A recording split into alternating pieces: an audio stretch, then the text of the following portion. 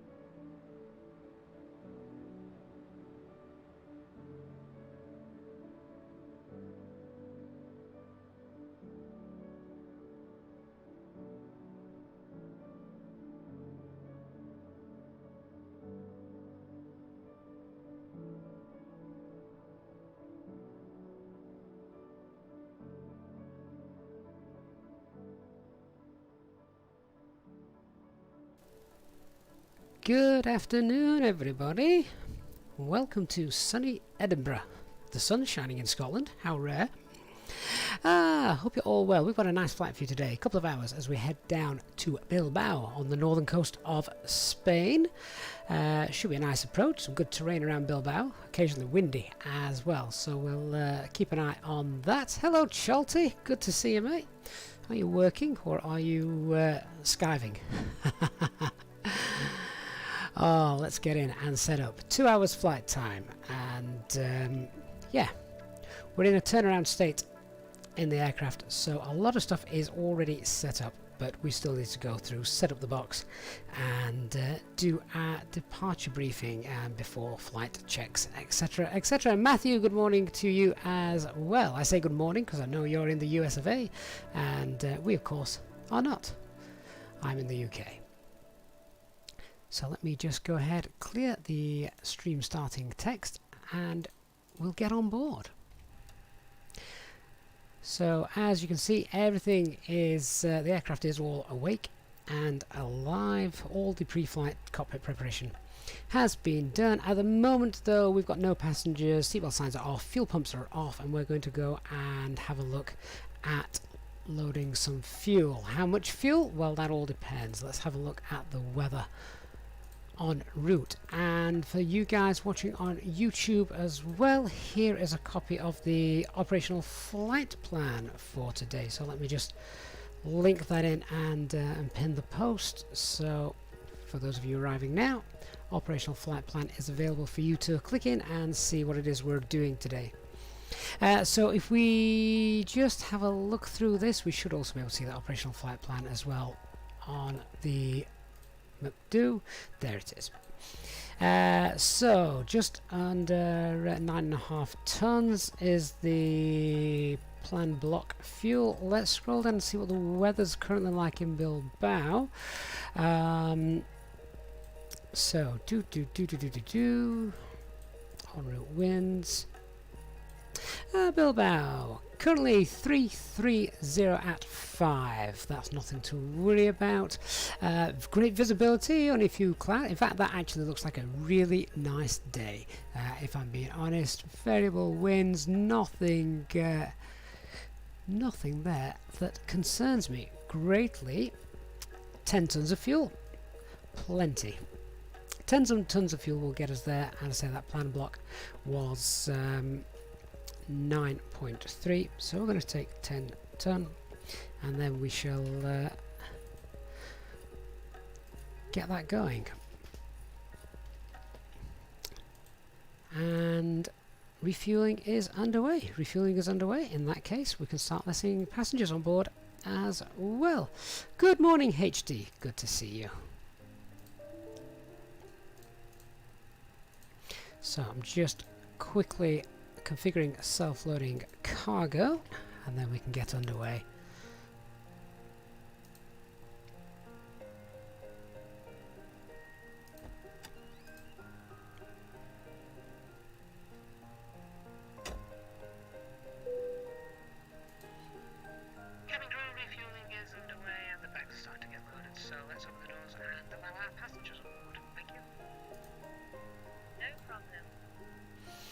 This is rather pretty music, isn't it? Okay, so at the moment, obviously the aircraft came in with the outer tank fuel crossfeed valve open. I'll be interested to see if that clears on refueling, as it should do. Hey Simon, hope you're well. So whilst refueling is underway and the doors are open, passengers are now clambering on. Let's go down and set up the box.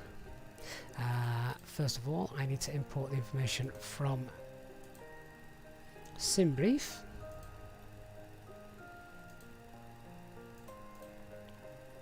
Two hours, 3 minutes. Brian, good afternoon to you as well.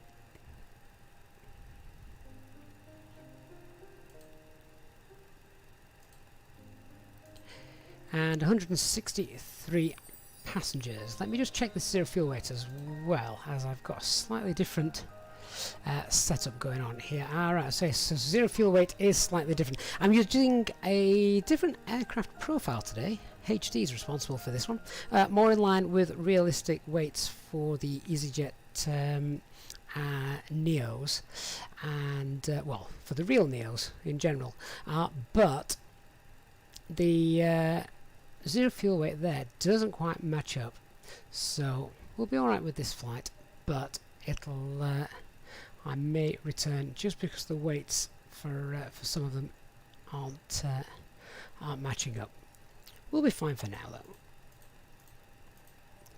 Shouldn't affect things too much. Let's just load that on. So they're the weights for the passengers. So we've got a gross weight there of 60.7 and a takeoff weight of about 68 tons. That said, we've still got the fuel to be loaded at the moment. So with that done, let's crack on. HD, do you know, I keep meaning to ask you about this. Whilst refueling is taking place, can we still have the APU running? We don't mind burning fuel whilst refueling fuel. APU is on. Okay, so init request. And the alternate today is Toulouse, I think. Lima Fox Bravo Oscar. Lima Fox Bravo Oscar. Get the flight number in. Cost index of 8. 350 minus 51. That's fine. Tropo. We can just increase that a little bit compared to the real world. HD, that's good to know. I've meant to ask you that so many times and I keep forgetting. Just clear the scratch pad. So our flight plan then today, we depart runway 6 on the Gozan 1 Delta. And then we arrive in Bilbao, and this is the runway 30, MAPAX 2 kilo. ILS 30 Zulu,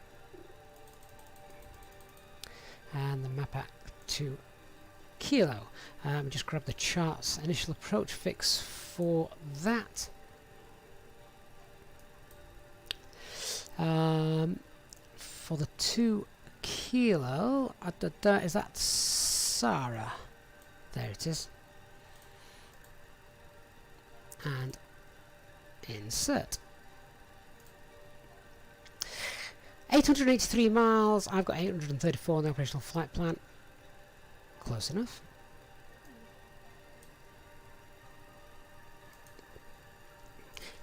With the APU running, let's get the APU bleed on as well. Okay, RadNav page then, populating this. I'm going to pop in the Edinburgh NDB, which is Uniform Whiskey. I'm just going to pop that in. It's going to give me a big list now, isn't it? Oh, actually, there's only 2 in the world, Uniform Whiskey. That's not so bad. Hey, Willie, good to see you. And then init B page, there's our zero fuel weight and zero fuel weight center of gravity. The trip is a tailwind of 9. Planned block fuel is 7, and we're taking 10 tons of fuel. We've not finished loading yet, so what I'm going to do for fuel planning purposes, I'm going to go 9.9, but we're taking 10. Takeoff weight 65.9, and the alternate fuel is about 2.1 tons. So let's go ahead and update that. It never gets that right. We've always got to update it.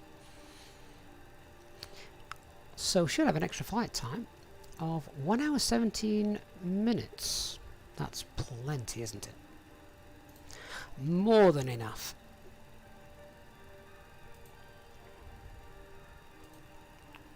On to our performance then. Let's have a quick look. So, transition altitude at Edinburgh is 6,000. Thrust reduction acceleration is 1,112. That's close enough, isn't it? But I can probably get just a tad closer. Microsoft Flight Simulator likes to round up to the nearest 10, so let's opt for that. 1, 1, 1, 0. Flaps 1. Pilot Pat, hello. Good to see you. Oh, no, not flex 1. That's not going to work. Can I clear that out? There we go. There was a time where you couldn't clear that, so as we're going Toga anyway, it wouldn't have mattered. And V speeds 136, 132, 131. Quick look at the chart. No speed restrictions on that, and our initial clearance will be 6,000. Let's go up and check that is now set. I think air traffic control's on board as well. So we'll give those a call in a couple of minutes. Turn the constraints on. Lovely. Let's just check the coding then of this departure. So let's see. Just check I've got the right chart here actually. Goes on 1 Delta departure, the one to the north.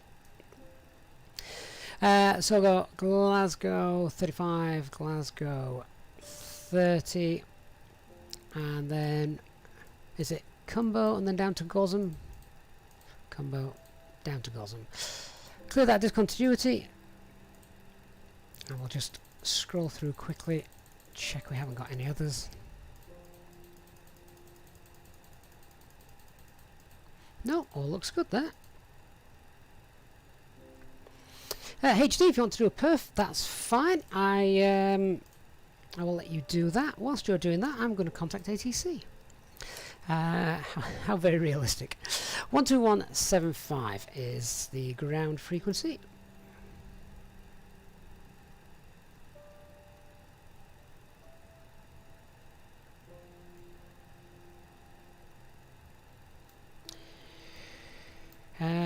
Okay, 121.75. Let me just give ATC a quick call. In fact, we just get the latest information.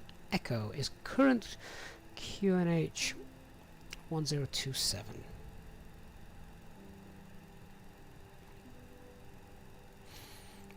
expecting runway 6 on the Goshen 1 Delta.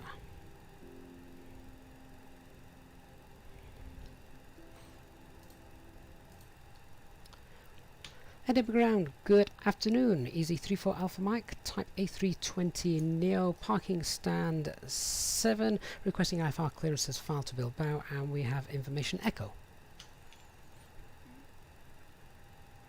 Easy 34 Alpha Mike, Edinburgh ground, cleared to Bilbao, Goshen 1 Delta departure, for 4765, and QNH is 1027. Cleared by the Goshen 1 Delta departure and squawk 4765, Easy 34 Alpha Mike. Easy 34 Alpha Mike, lead back correct.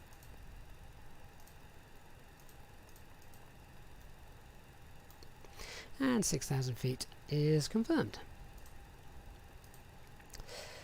Have we had any fuel loading? Not fuel. That acupressure is not in the green. Let me just open the cargo door. If that's going to open, there we go. That will pressurize up.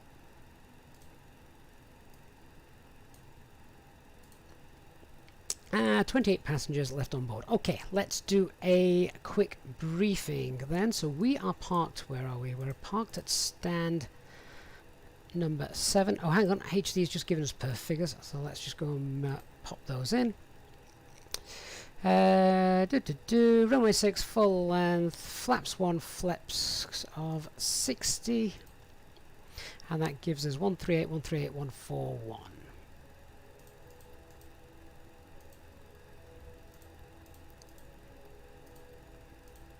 It's been a while since we've done a flex takeoff. I'll have to remember that that's what we're doing when we get there. 141, 138, 138. All good. Right. Departure briefing. So, pushback stand 7. We expect to face east. Taxi Fox Alpha. Full length departure.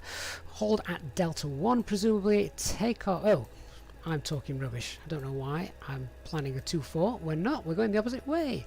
So, let's just recap and start that again. We're going to push back. We're going to face southwest. We'll taxi Fox Alpha and then full length departure at Alpha 1 for runway 6. Goshen 1 Charlie departure. We've checked the coding for that. Weather then for Edinburgh is very nice, no problems returning here. Visibility is great. We're below the maximum landing weight, so we can return here, no problems. No NOTAMs to be aware of just here. Threats to be aware of, none really. The terrain, however, around us is 3,400 minimum safe altitude as we depart. Actually, it's 3,000 just as we depart, and then it becomes 3,400. Emergency brief. HD, did you give me an acceleration altitude? No, you didn't, but what have we got down here? 1110. Ah, acceleration altitude is different. 1110. Thank you. PM spotted that. Emergency brief. So any problems on the ground, we'll let ATC know that we're going to stop and have a look at what's happening there. Run any QRH drills as necessary. On departure, obviously my takeoff. If we have any problems before 100 knots, we'll consider stopping. After 100 knots and up to V1, we only stop for uninhibited ECAM warnings and cautions, engine fire, or failure with or without thrust lost, or if we think the aircraft is completely unsafe to fly. If that's the case, we make the decision to stop. I'll call that clearly. We'll go max reverse, keep the engine nice and straight on the runway, and use manual braking if auto brake isn't stopping as well as I think it should. If we've had a fire warning, I'll also attempt to point the aircraft into the wind. Once we come to a stop, stow the reversers, set the parking brakes, and let the cabin crew know attention all stations. Once we have established the cause of the failure, then we'll complete any ECAM drills and ask ATC to vacate the runway. Or of course, if we've got something more serious and it looks likely that we have to evacuate, we'll just pause before making that decision, and then we'll initiate the evacuation. However, a failure after V1, of course we're committed by that point, so we have to get the aircraft into the air. If it's an engine failure, we'll fly using standard technique, 12.5 degree pitch, and then follow SRS using rudder to counteract the yaw. Once the aircraft has a positive rate of climb, we'll get the landing gear out, trim out the yaw, at which point we can engage the autopilot. As it's a standard engine out procedure at this airport, then I can pull heading bug, we can continue nice and straight, and then above 400 feet we'll confirm the failure, run ECAM drill. Once the engine has been secured and we're above the single engine acceleration altitude of 1110 feet, we will push to level off, accelerate, retract the flaps on schedule, and a green dot will go open climb, set maximum continuous thrust. At 1600 feet, it's a left turn to the Edinburgh NDV holding point, which I flagged up a little bit earlier, and we've got that set, and that is just here. Once we're there, we'll decide to hold, and then we can work out what we're going to do next. Continue, return, or divert. So there's the emergency brief done, and if we just turn on the ADF, we can see that's all coded in. Right, passengers are now on board. APU is running. We can get rid of the external power. Fueling has completed. Let's get those fuel signs on. Seatbelt signs on. Oops. We can disconnect the external power. That can go away. And the doors are closing.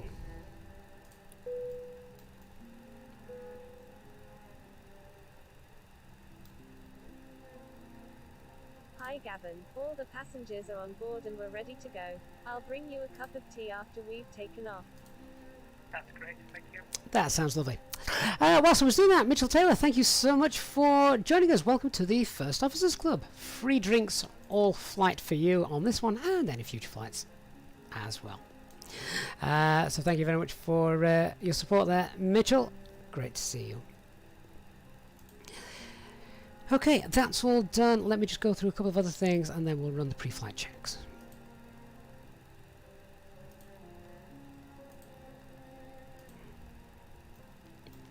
And check the fuel, 9960.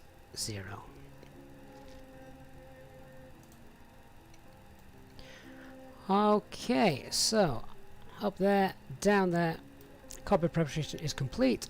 Signs are on and auto. Adheres 3 nav green. Fuel quantity 9960 is checked and balanced. FMGS is set. Altimeter confirmed 1027. Cabin crew, we're about ready to pushback, so if you can follow the door there, cross check, thank you.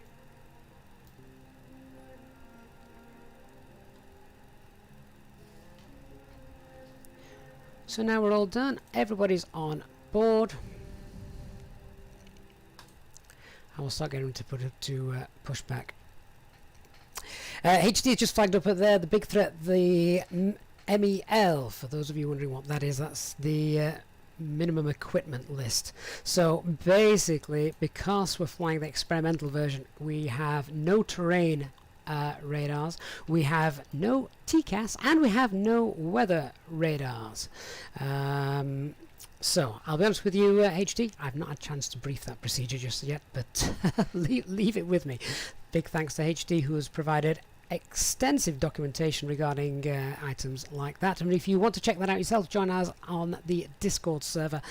You'll find a fantastic stack of material in the pilot's briefing room just there. Abed, thank you so much for your very, very kind donation there, Abed, just before we push back. Great to see you, Abed, going really well so far. We've just done all the briefs and we're about to get permission to push back and start the engines. So let's just contact ATC and let them know we're ready. Edinburgh ground, Easy 34 Alpha Mike, stand 7 is ready for push and start. Easy 34 Alpha Mike, stand 7, push and start approved, face east. Push and start approved, facing east, Easy 34 Alpha Mike. Okay, we are facing east, fair enough.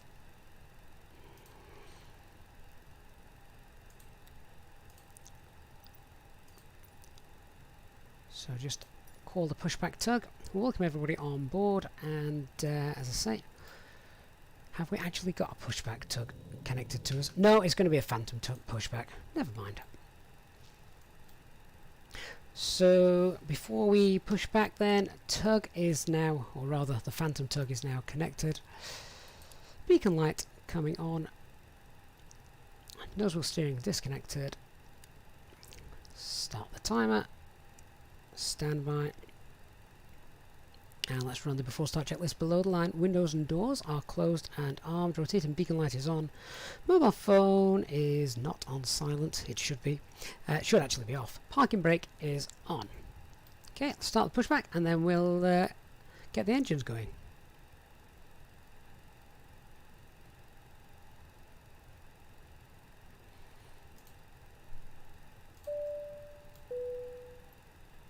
Ladies and gentlemen, on behalf of myself, the first officer, and the cabin crew, may I welcome you on board this Easyjet aircraft for your flight today. The ground crew and the fueling crew have all finished, and we're just Starting engine 1, engine mode selected to ignition, starting engine 1. So if you could please get yourselves sat down comfortably with your seatbelts securely fastened and give them their full attention as they begin their safety briefing. A big welcome on board today to our Easyjetsimpilot members, who of course are welcome to free complimentary drinks throughout the flight. Once we reach our cruising altitude, our cabin service will commence and the cabin crew will be able to provide you with drinks, snacks and merchandise throughout the duration of the flight. Once again, I'd like to thank you for choosing to fly with Easyjet today. We'll have an update for you when we are airborne.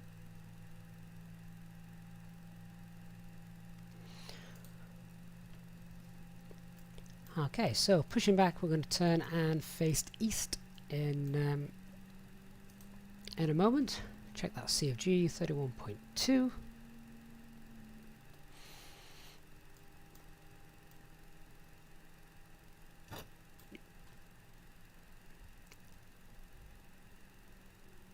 Ladies and gentlemen, we now ask for your attention while we take you through the safety procedures on this aircraft.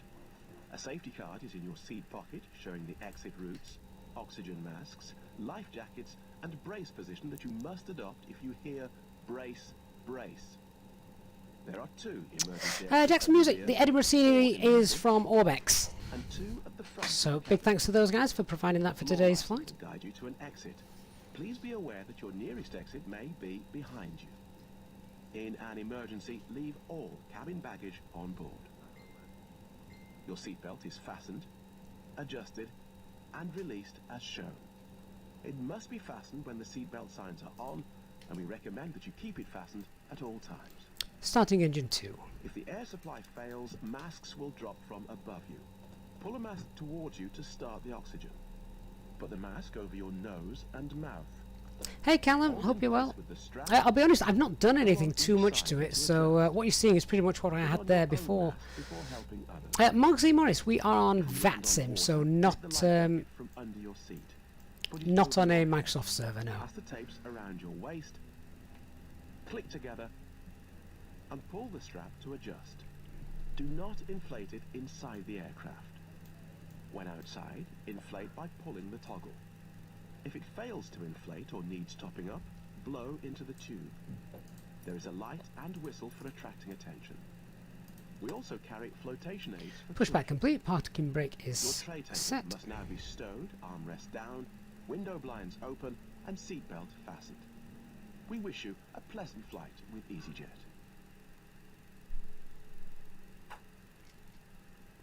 So I'm just waiting for engine 2 to stabilise itself.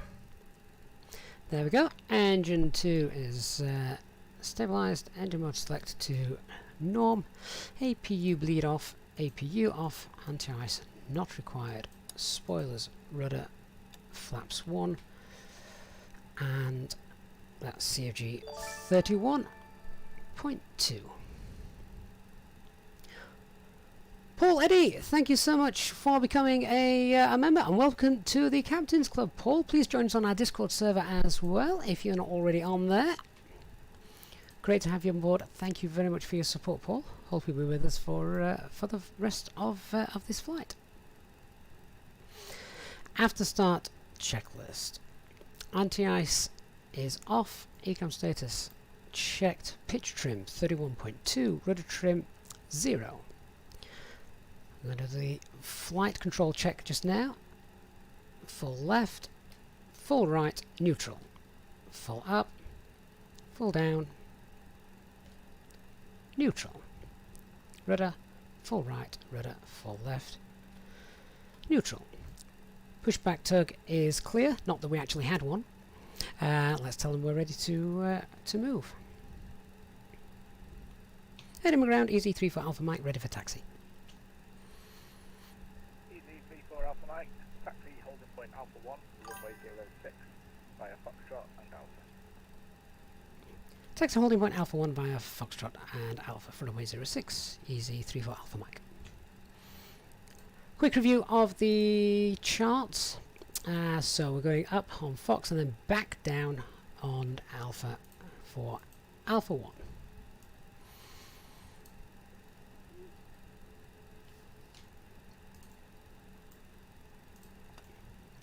Parking brake released. And let's start to roll. We'll make this turn and then we'll do some checks. We can do the PEDS check, however. Performance hasn't changed. QNH still 1027. So it's still going to be flex 60. Engine out procedure is standard. So we get out and then make a left turn, passing 1,600 feet to the uniform whiskey holding point. Entry pattern is 61 degrees there, and it's a right turn. Departure matches what we have in the FMGC. Stop altitude 6,000 feet.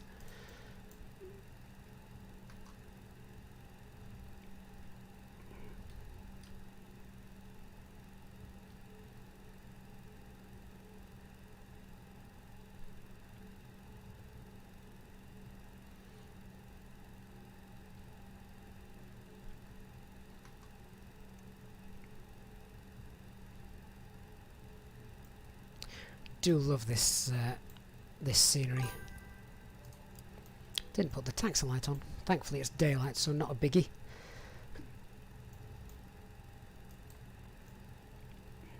Flight attendants, please prepare for takeoff. Before takeoff checklist. Flight controls checked. Departure briefing confirmed. Flaps setting config 1. And set. FMA takeoff data 138 blue, 141 magenta, climb nav blue, 6,000. I'm actually going to go. I was going to go open for that. We've got, of course, we've now got correct nav data in the simulator. We've got 6,000 magenta for the constraint and flex 60. Weather radar isn't up, but just to clear some of the warning messages, we'll pop that on.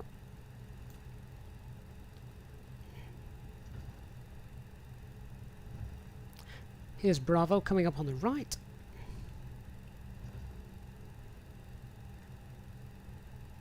Transponder is set. ECAM memo takeoff no blue. Electronic flight bag is stowed.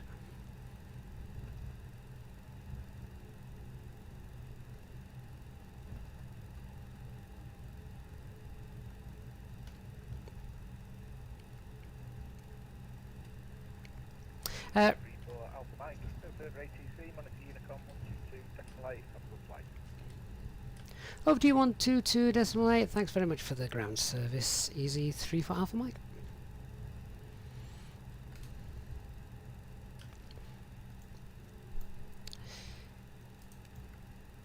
Yeah, this scenery really does look nice and neat, doesn't it? Available from Orbx.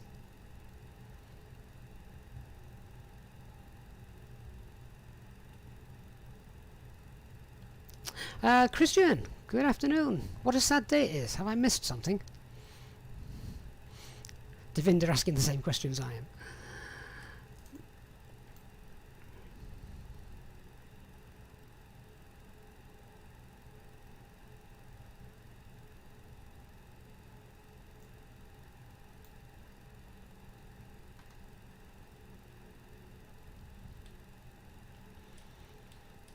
And let's hold here at Alpha 1 until we're ready to line up. So, brake temperatures. Ecam page for some reason not flipping over, but let me just check that. 25 degrees. That's fine. Let's make sure self-loading cargo staff are seated. Cabin crew seat for takeoff, please. Approach path looks clear. We'll get the lights on and then we'll make the call on Unicom as well. Strobe lights, landing lights, and nose lights. All good. Pack 1 and pack 2.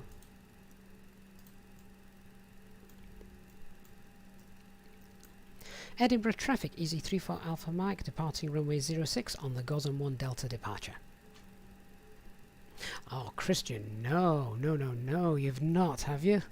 Indeed, I understand why it's a sad day for you.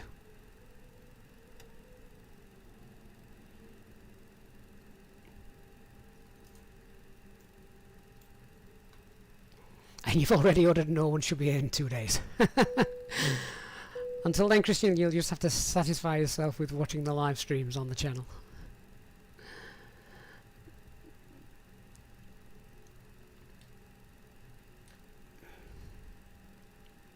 Oh, too much braking action.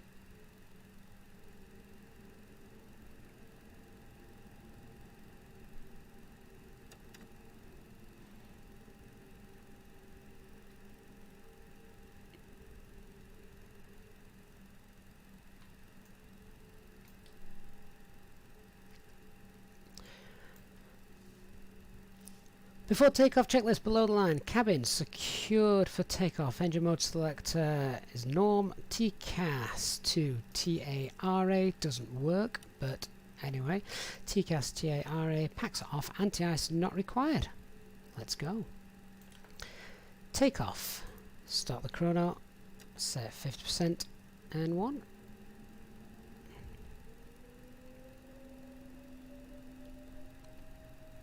Engine stable, set takeoff thrust. Man flex, SRS.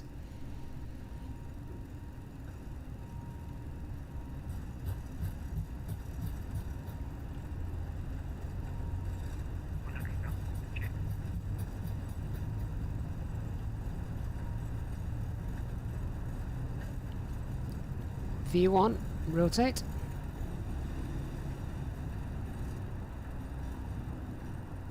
Nav. Positive red line, 0.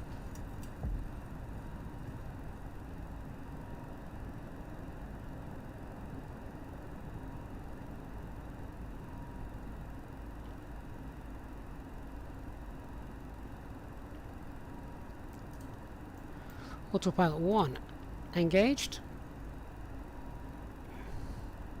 Set climb thrust. Thrust climb, open climb. Pack 1 on.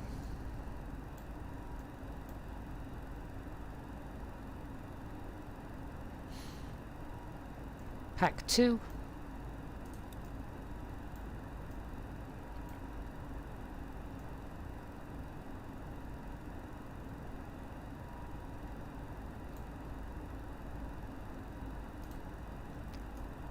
And a quick check, there's no further air traffic control around, so let's clear ourselves to a higher altitude of climb.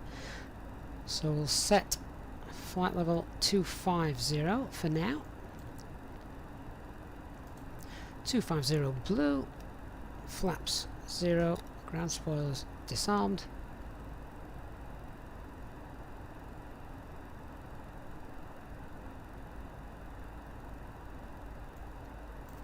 cabin crew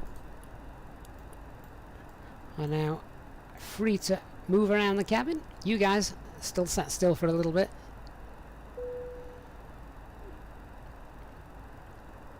We are on live weather and live time. So Willie, yeah, runway 06 is currently in use.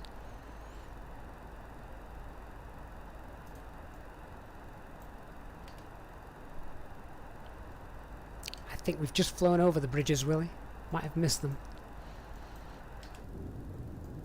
Oh no, there they are. There we go. 4th bridge. Nice.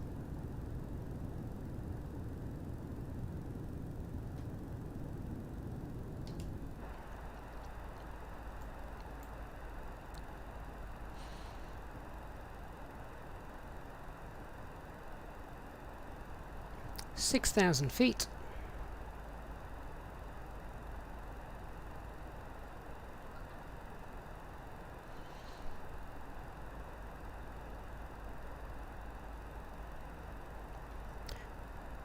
And what appears to be a nice, calm, wonderfully flown departure by the Airbus.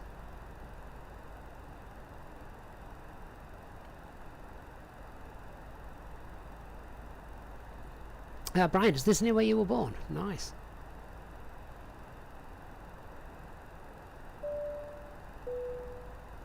Ladies and gentlemen, please keep your seatbelt fastened while the seatbelt sign is on. We recommend that you keep your seatbelt fastened whenever you are seated. Toilets are located at each end of the cabin. Remember that smoking is not permitted at any time. This includes e-cigarettes. Coming up on 10,000 feet, let's get the lights off. And we shall start to accelerate further.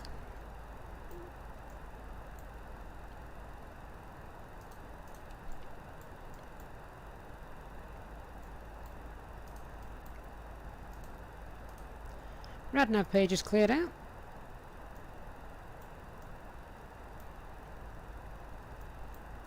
And just check the prog page. We've got no problem now going up to flight level 350, so let's go for it. 350 is set and 350 blue.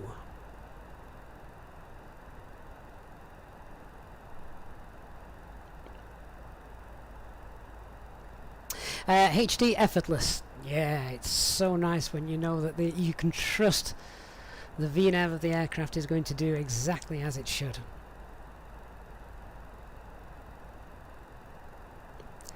And I think with what looks like beautiful weather outside here in sunny Scotland, not often I use that phrase, seatbelt signs can come off.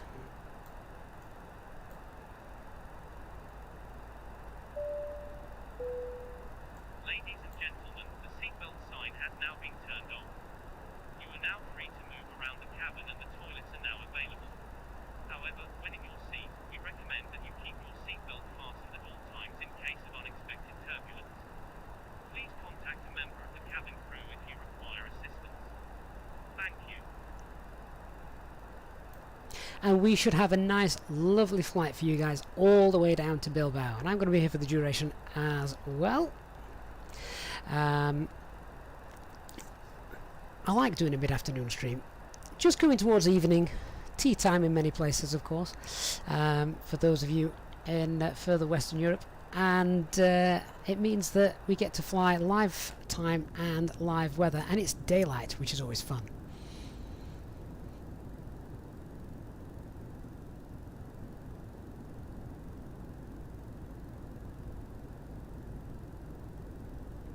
Willie, did I say VNAV? No, if I did, my apologies. LNAV. LNAV is working.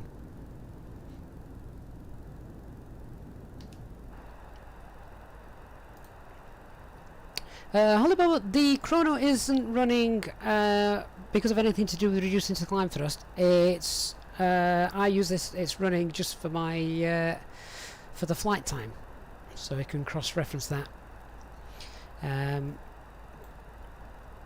But then there's a couple of timers in the Airbus. You've got the one that you can see on the navigation display, and you've also got another one just there that you can set running for if you go to toga.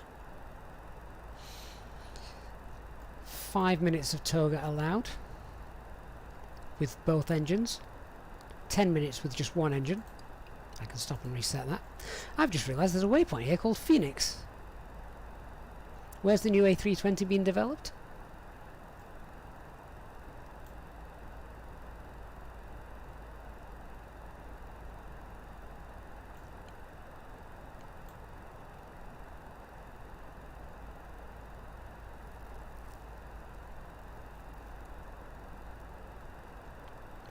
And 20,000 feet.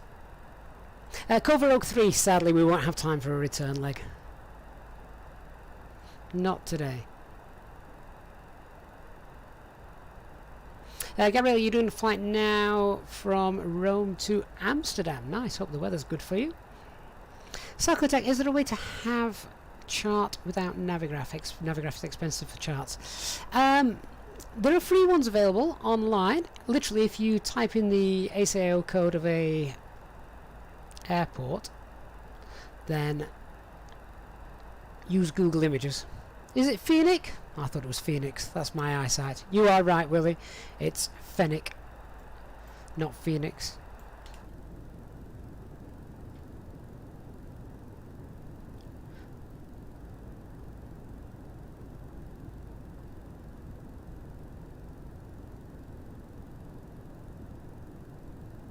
Interactive Studio, you have an Airbus technical question. You've come to the right place.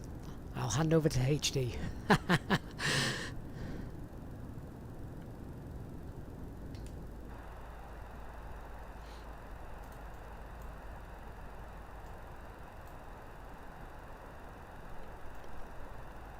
Ben Matthews, any way of stopping the aircraft doing a complete 360 when you go direct to, other than disconnecting autopilot? Okay, Ben, download the experimental version. The experimental version is now with its new flight management system, which is fantastic. I can go in and I can delete waypoints. I can go direct to. I can change the SID stars without the autopilot doing anything daft. It's just perfect. There are some caveats, of course. Terrain radar doesn't work, weather radar doesn't work, and TCAS doesn't work. But I'm quite happy to sacrifice them, knowing my aircraft's going to go where I want it to go. Interactive Studio, the SRS engage when flex or toga is selected and V2 is provided in the book. Do what if you wanted to take off without a V2? Why would you want to take off without a V2? I think would be my question to you. V2 is your safe speed with one engine.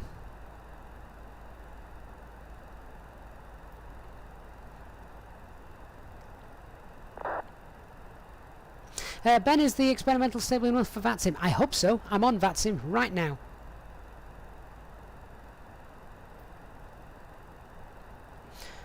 We're on VATSIM and we're in the experimental.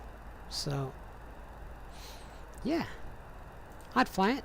In fact, I would say it's more stable for VATSIM because your flight plan's not going to be messed around. It's just going to work. Which is what you want, isn't it? When ATC tell you to go direct somewhere.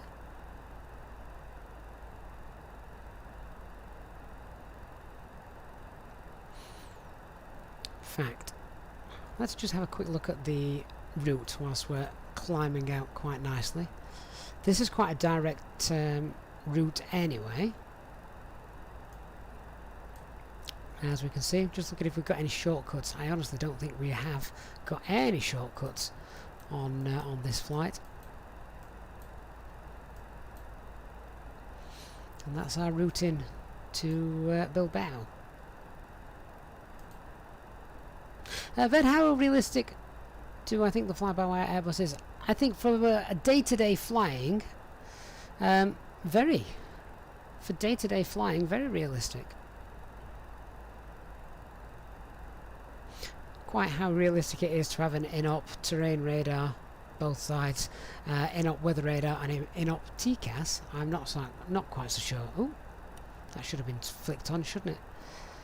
Missed that one.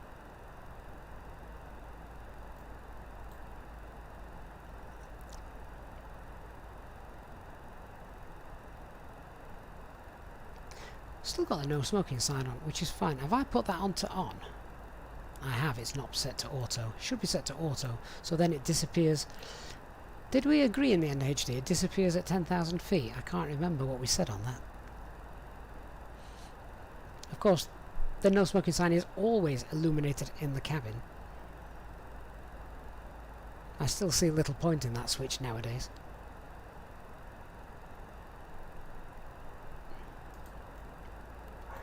HD, you wouldn't be accepting the jet with those three things in up. No, I wouldn't blame you. Wouldn't blame you in the slightest.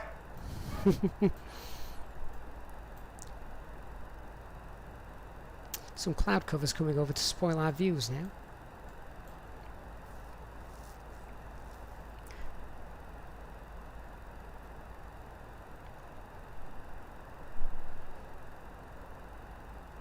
HD, you forgot to check. I shall await your report back on that one.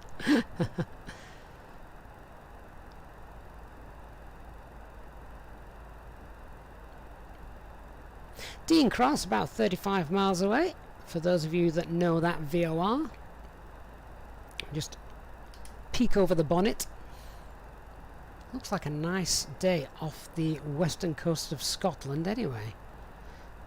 Very nice.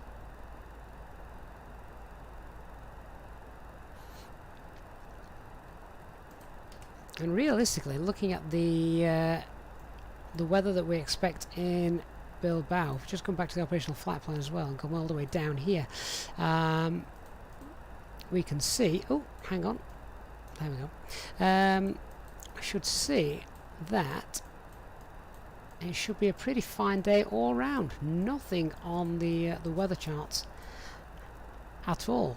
In fact, it was very high pressure anyway, was it? Something like what was the QNH? 1027. So it's high pressure at the minute over Scotland, the UK.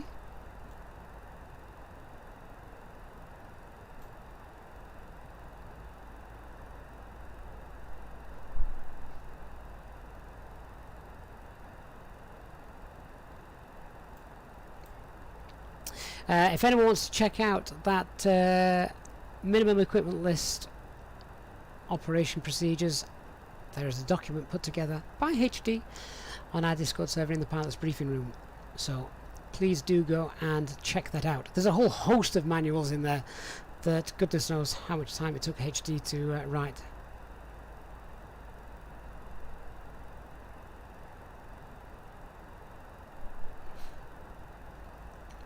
(31,000 feet). We're getting closer to our cruising altitude.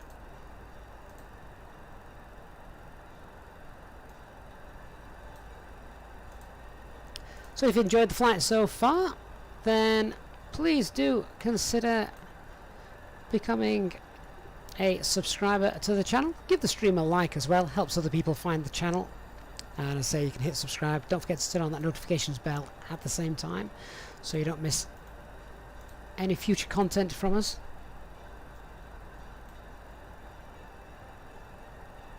Mitchell Taylor, good afternoon. VNAV's not there yet, no. I think I need to do a video on why we don't need VNAV. Varnight, I have got the A320NX edition of FS2 Crew. I'm still playing around with that offline at the moment. We may do a couple of streams with that in the future. It'll be like having HD sat next to me.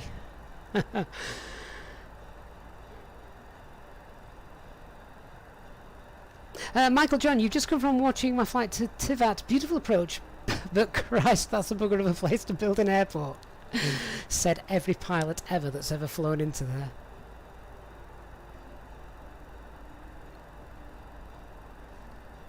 Christian, that'll be on Mary Berry's Discord server, will it? I don't think you're going to find that on ours. I have a problem baking a Victoria sponge.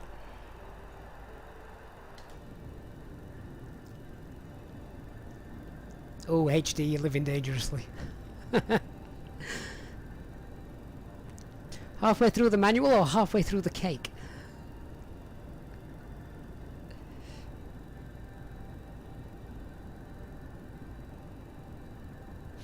There's plenty of airports around the world where you think, what on earth were they doing building that just there? That makes no sense.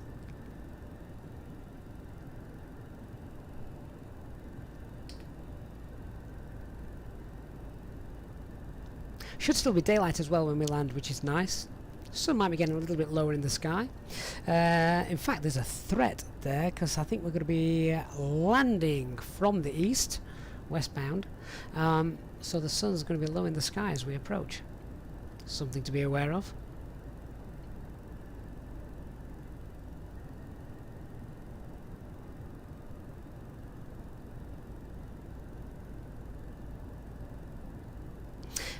To some of the airfields that are served by aircraft such as the Grand Caravan in Indonesia are hair-raising too. There's the airports like that.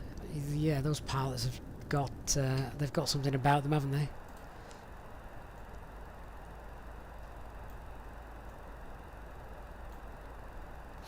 The real confidentiality. What's the says what guys? What's the fly-by-wire version that works better with Sim Update 5? All of them work with Sim Update 5. Not all liveries do though. Mac Alt Star.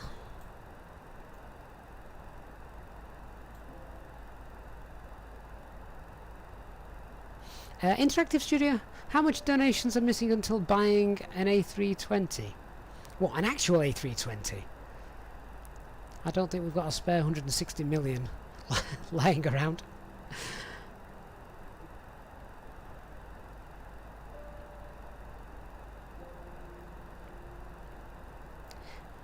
Coming up on our cruise.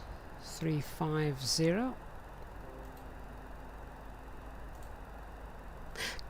And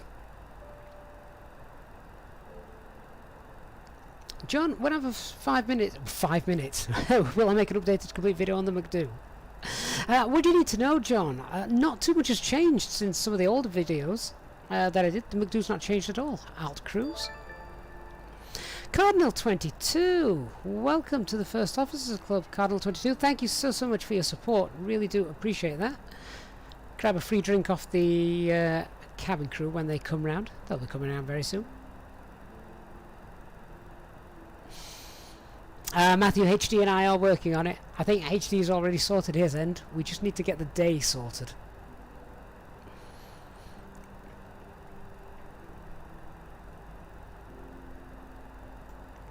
Why do you think I'm streaming lots now? I'm practicing.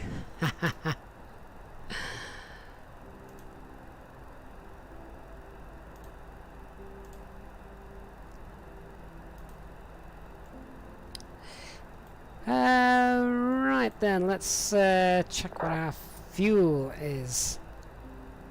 So we've got 8.2 tons on board. We've got about, we should have about a ton extra.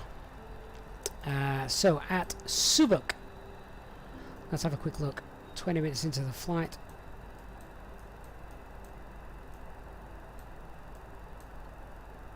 See how we're doing. So we've got about 8.1, 8.2 tons. Oh, look at that. 8.2 tons, bob on. Right, so fuel is very good. Let me just go through the SD pages. Engine oil is all good. Is there a particular reason the PSI appears to be glowing at me? Is that meant to be, is that trying to flag something up to my attention?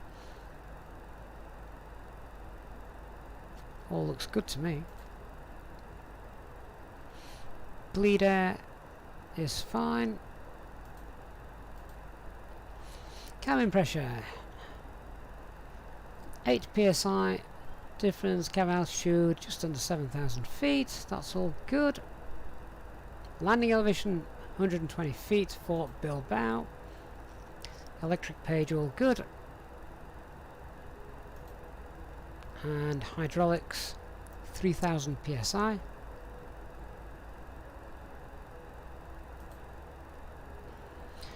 And confirm the fuel that we used is 1780.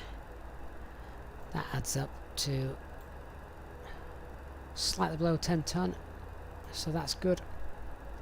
APU obviously not on. 24 degrees in the cabin and doors closed armed. Brake temperatures Slightly cooler than they were when they were departed. They were 25 when we departed. I think they're normally much higher than that, generally. And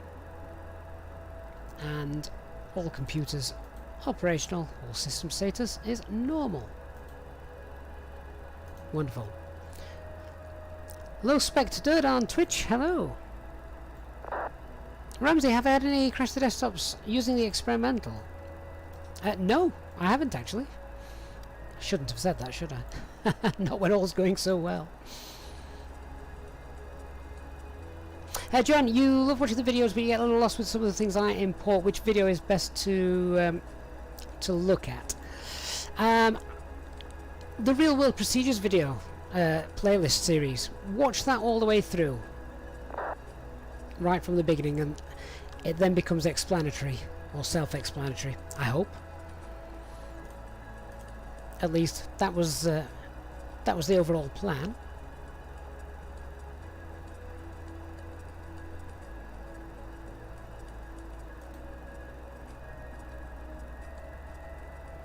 Might be time for some cabin service, I think.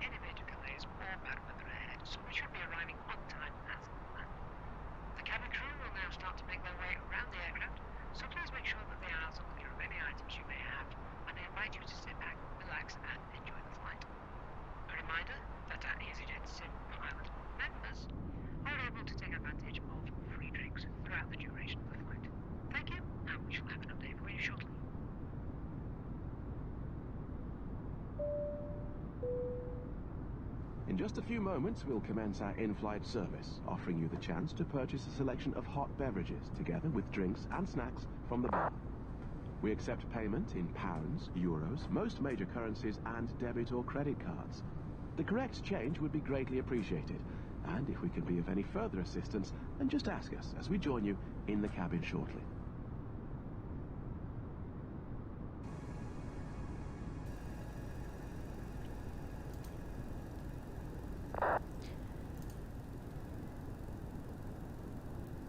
So here we are now, back over, I think we're back over English territory. Actually, might still be on the coast of Scotland. Let's have a quick look.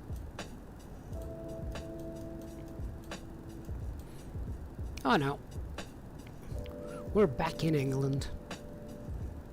Back under London IFR.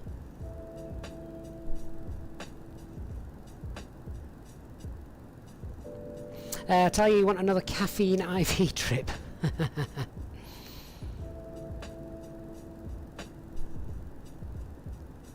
Has it been one of those days, Talia?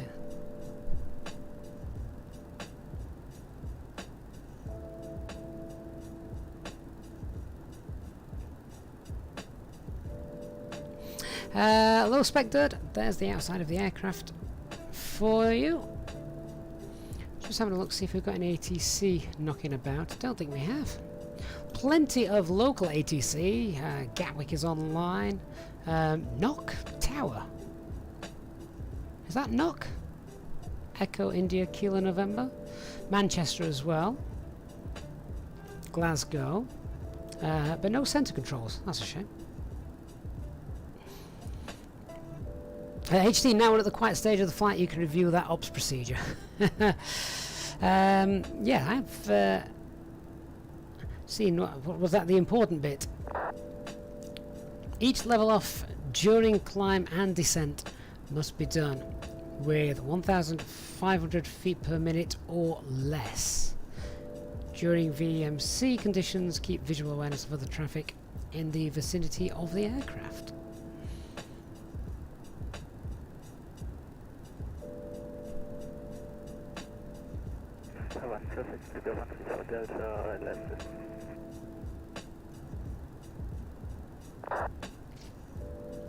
Fashad, the Airac will not be updated until an update from Microsoft or Azobo, update it. Unless you have Navigraph, in which case you can update it the latest yourself.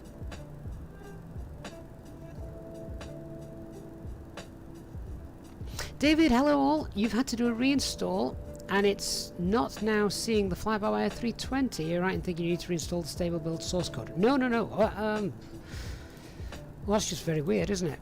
When you download the FlyByWire installer, where's it installing it? Have you got anything in your community folder at all that's working?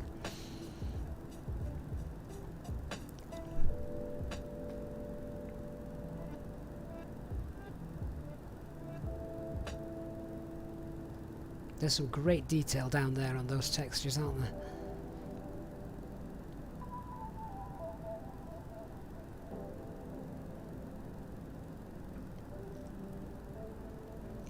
HD, I'd not thought about it like that. I wasn't concerned with anybody else's TCAS. But basically, as HD's just said, you're minimizing your rate of climb or rate of descent so that you don't set anyone else's TCAS off. Lee J on Facebook asks, can I please fly in the Philippines? I don't think Easyjet have a base over there. Potentially on one of our long-haul mileage Monday flights we may visit the Philippines, because I don't think we've done it. There's a grass strip down there, we can just see that. Don't know where it is.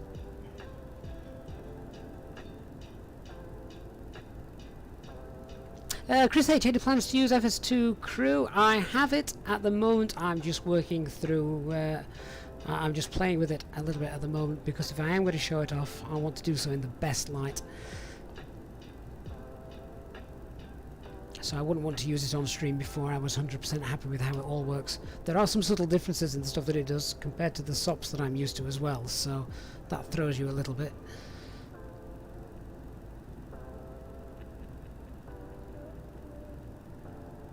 So David, it is in the community folder. That is exceedingly odd.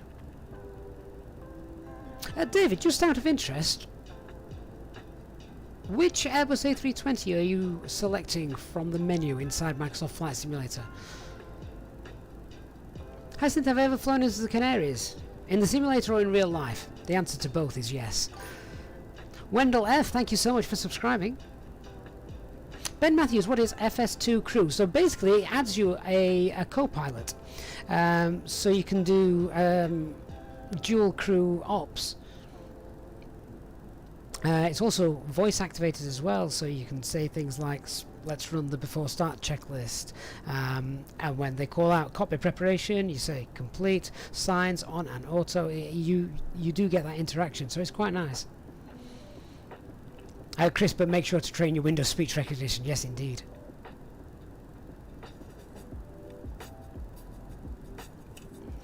Ian Keen, what was the experience of flying a real jet in the first time? No idea. Only done the sims.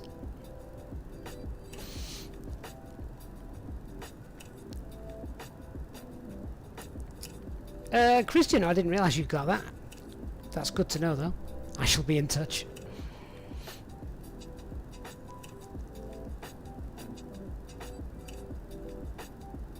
RPBC, have you just said the Easyjet fly from the Philippines to the Philippines from Bristol? I don't think that's true.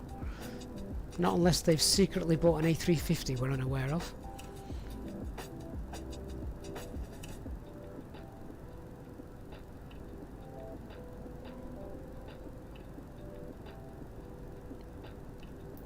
HD, you can customize it to a certain degree. So for instance, there's options, for example, to say starting engine 1 first rather than engine 2. Let's not spark a great debate over that again. But yeah, little subtleties like that you can do. Tribune, how much for a Coke? I have no idea.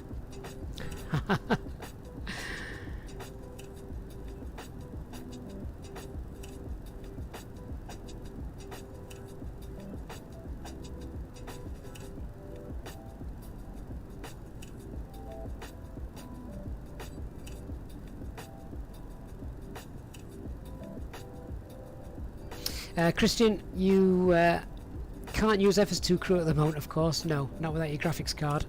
And the 760 would explode on Microsoft Flight. Yeah, more than likely. You don't want to melt everything in one go, do you?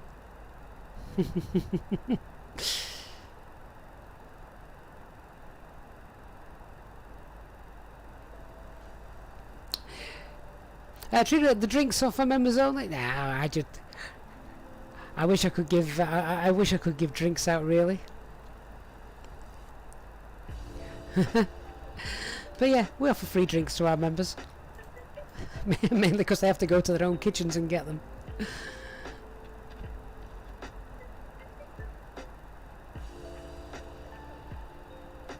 Lee J, where can you find your centre of gravity? It's on your fuel prediction page. So, there you go. C of G is 31.6 currently.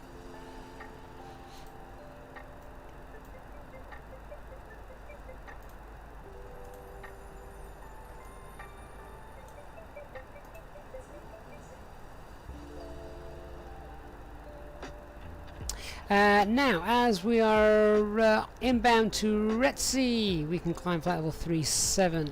Let me just check if that's okay. Yes, it is. So let's go. Flight level 370 set 370. So thrust climb, open climb 370 blue.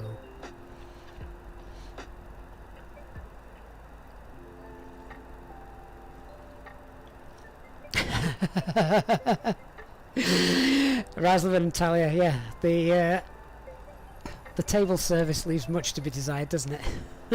Sorry, folks.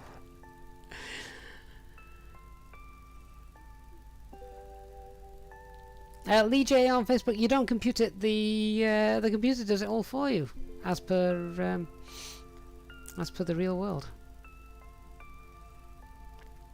You guys are making me thirsty now, talking about drinks. I might have to go back to the galley myself and make a quick drink as we enjoy a nice lengthy afternoon flight.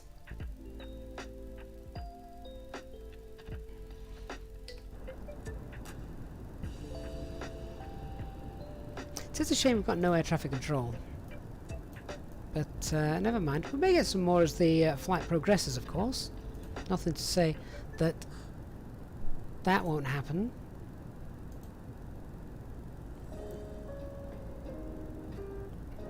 Varnite, you've just got FS2 Crew yourself. Really adds to the immersion. Would be nice if FlyByWire could implement a toggleable first officer model to the cockpit. What would you want him to look like? Imagine the mods that would come out with that. Different ties, different wings, different pin badges, like they had with the coffee cup.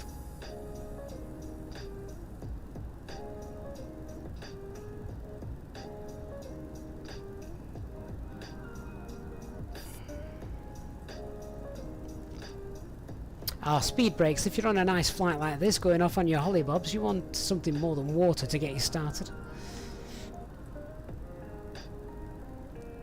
We do have the freeware scenery available from flightsim.to as well when we come into land at Bilbao. Flight time today is 2 hours in total, and we've been flying for 35 minutes. So about an hour and 25 to go. Whilst we are flying, we'll go ahead and perhaps get some en route weathers. We'll leave Bilbao on there just to see what's happening. Where else should we check out? Got Bristol in there. Let's have a look at some other ones as well. Just checking the route that we're flying over the top of that. Let me see. So we've got Bristol in as we head down the west coast. We can also have a look at Nantes, Lima Fox Romeo Sierra.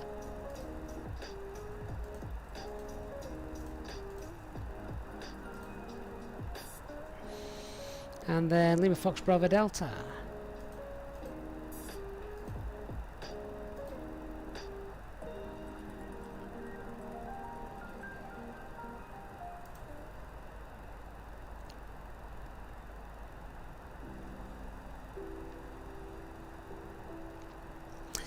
Christian, a toggleable HD rule on the first officer seat. You'll start to work on it.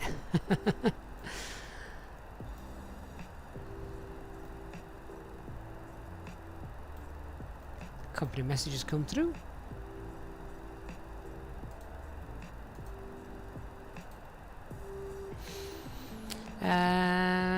Right, okay, well, weather at the moment in Bilbao, still really nice.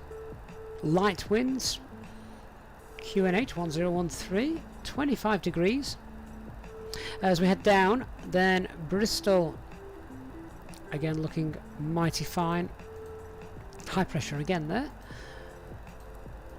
Nantes is temporarily gusting 28 knots, but ceiling and visibility is okay.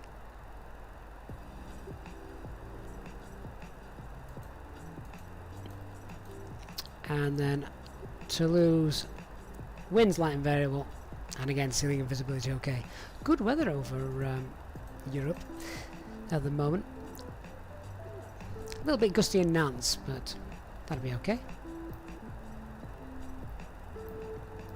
Christian, my wife needs no more excuses to smack me with a ruler than she already has.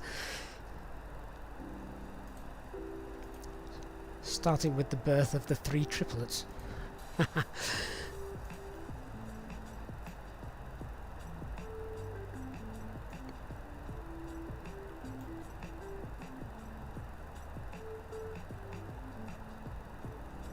Cardinal 22, you like to have a bucket of water poured on your head as you're landing to simulate the airplane scene of profusely sweating. I think we've all been there as we've started. Particularly that first flight on VATSIM. I bet there's so many stories about your first flight on VATSIM.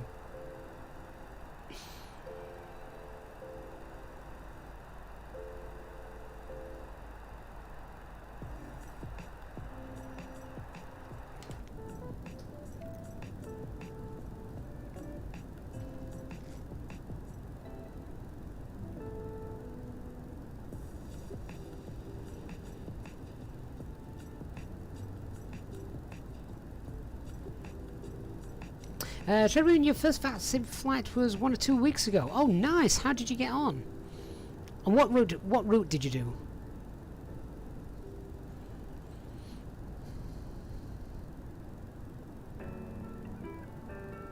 Willie, yeah, I think those words, the words that closely follow after that are "You're coming nowhere near me ever again."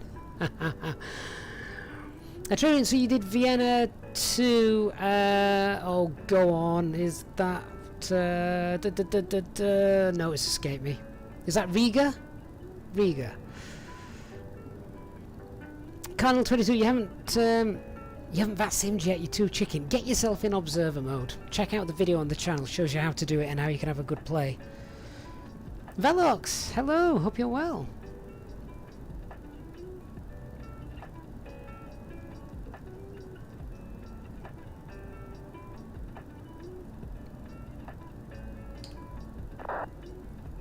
Oh, that looks nice, doesn't it?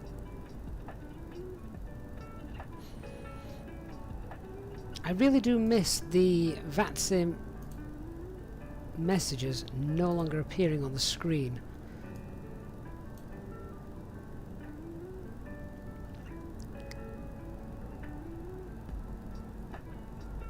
Callie, you've had a similar issue caused by liveries. If you select the plane and then liveries, you may be able to select the plane. Oh, I see, yeah. I think liveries are causing massive problems for many people, aren't they? I don't have that many in. I've probably got about 30 tops, just for a little bit of model matching, the major airlines of Europe.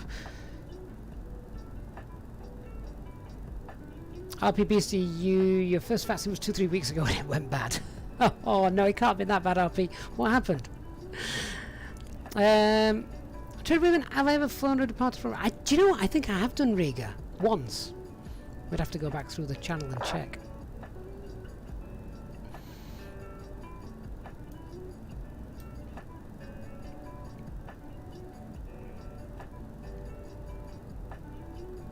That looks great down there, doesn't it? Lots of detail that I can just see down by the engine cowling.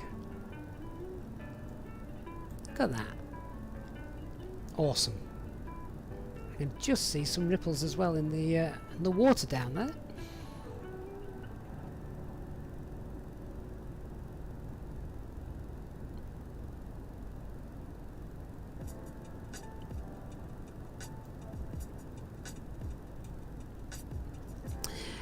Matthew, the controls are indeed very helpful, you're quite right.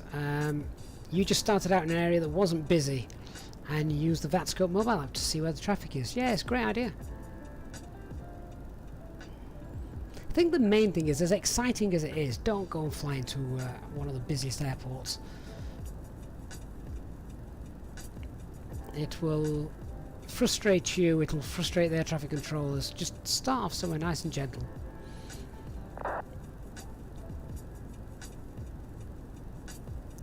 Gavin and Stacey land.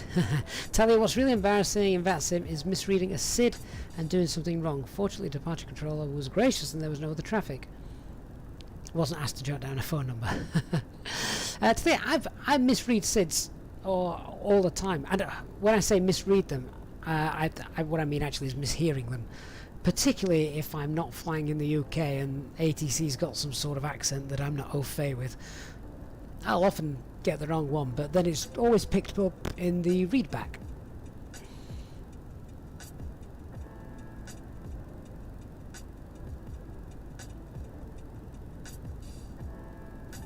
Christian, I have heard about this aircraft race, but I've not had a chance to check it out in detail. So what are they doing? Does that mean we can now race each other? That's going to be fun. Lee J on Facebook, how do I set module matching? What I suggest, Lee J, is if you get yourself on our Discord server, check out the video description for a link to that. There is extensive documentation in the pilot's briefing room, which will help you with that.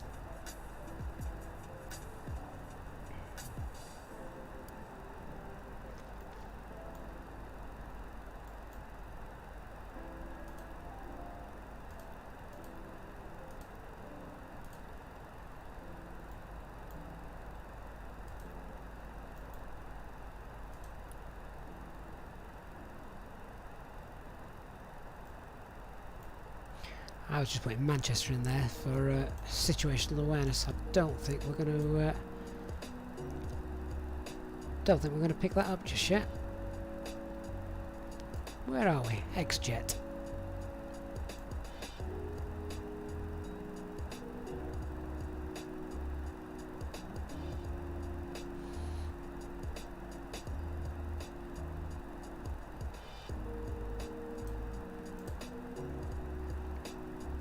Oh, we're further away. We're further down south than I thought. In fact, we're pretty much close to crossing the channel.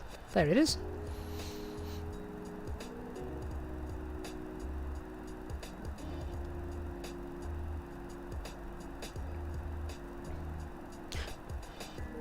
Time flies when you're having fun.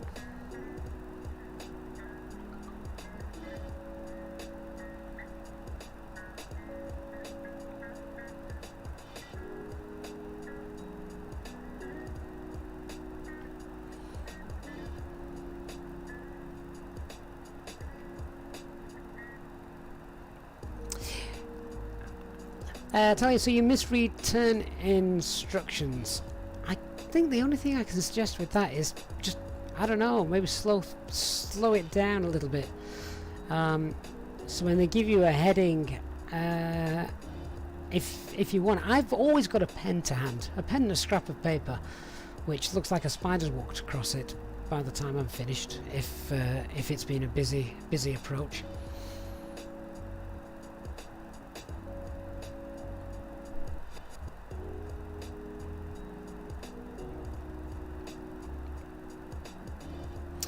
Lee J, like in the default aircraft. Right, no, model matching only works, Lee J, for VATSIM. Otherwise, you're not model matching. Model matching only applies to flying on VATSIM.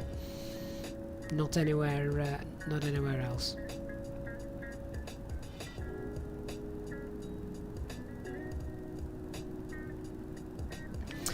Trading in one of your VATSIM flights, you pushed back and didn't realise that the fuel pumps were off, and you were wondering why the electricity was off and the engines weren't turning. We've all been there, forgetting to turn fuel pumps on, or APU bleed on. It happens.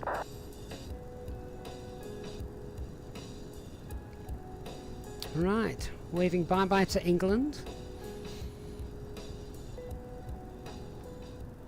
And we'll be over the north coast of France pretty soon. I don't know if we can see it just yet. Not quite.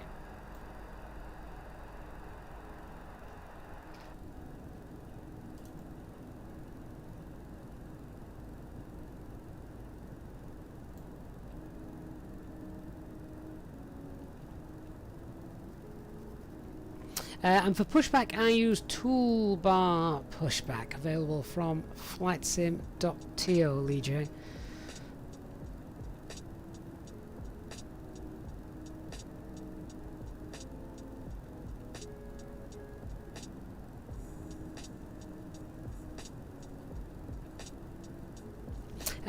Today, you're good with the instructions from ATC. We sometimes swap the numbers when reading them, so 345, 354. Yeah, again, I would champion the idea of just a pen to scribble something down. Scribbling it down does two things. One, you physically have got a copy on to read, but obviously as you're writing it down, I don't know, just maybe trigger something else to keep it there. Callum, you're just wondering if I have a PayPal for donations. You know, some of the content providers you follow use them to avoid greedy fees.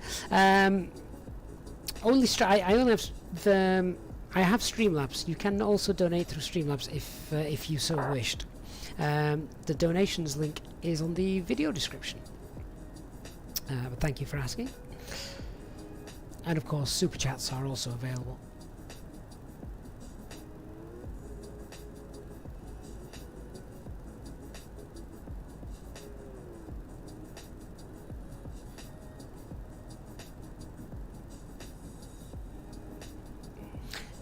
Willie, when you've done everything right and you forget to switch the engine mode to start. You got to call that one out. Engine mode selector to ignition. That's just to make sure you know that you're not actually turning the rudder trim by mistake.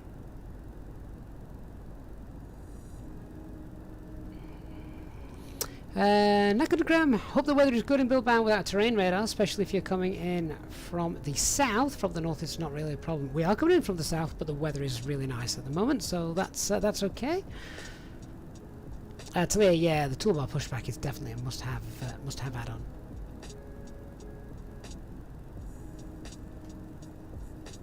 Cardinal 22, absolutely.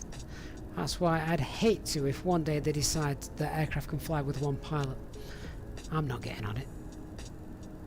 There's far too much to do.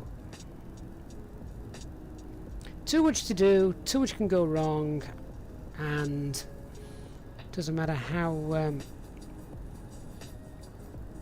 good you are. Talking with air traffic control as well, it's just that second pair of eyes.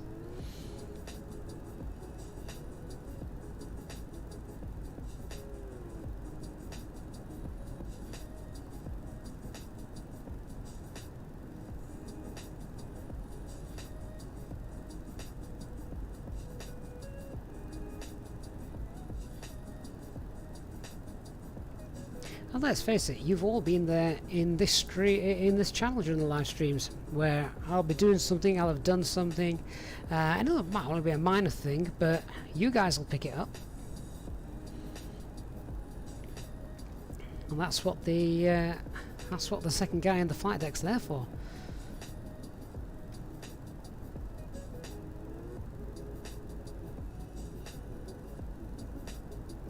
Lee J, when is the right time to descend? Depends on your altitude and the approach you're making. If you have no charts and you haven't got a clue when to descend, I would start descending 120 miles from your airport. That is a very, very rough figure. HD, you'd probably notice. Well, duh.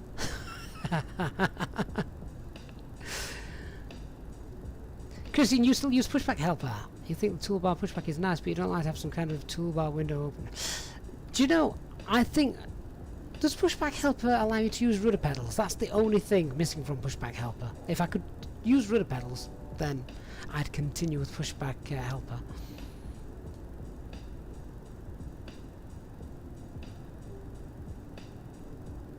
Shad, do I use Track IR? No, I don't. Felix, nice route. You love Scotland. We had some great weather departing Scotland today. Should we win 120 nautical miles from the airport? Yeah, but as I said, that is a ridiculously wide open ballpark figure. All depends on your altitude. It depends on the terrain of the airport, how high it is. At the end of the day, you can use the rule of 3. So whatever your altitude is, I tell you what, take the first 2 digits of your altitude and multiply it by 3. So if you're at 32,000 feet, multiply that by 3, the 32 that is, so 32 times 3, 96. Start your descent 96 miles away. But then you've got wind to take into account as well. If you've got a headwind, you're going to slow down and descend a little quicker. If you've got a tailwind, then you need to start that descent sooner. Oh, HD's just come in there with the same rule to keep it simple.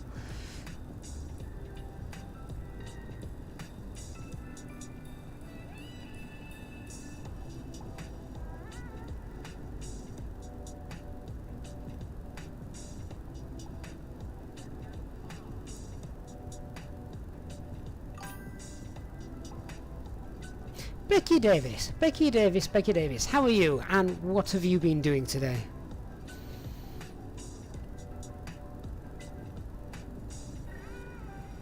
I hope she answers me.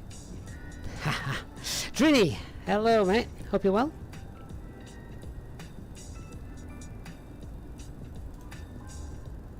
And Felix, thank you so much for subscribing.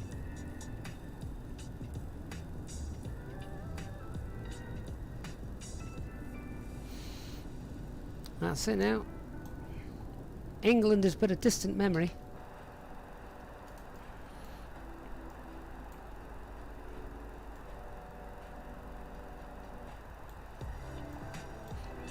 Matthew, it is indeed tragic.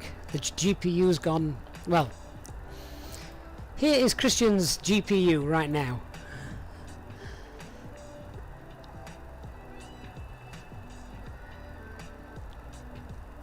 Lee J on Facebook, can I train you to talk to ATC? Just keep watching the tutorials and live streams, you'll pick it up.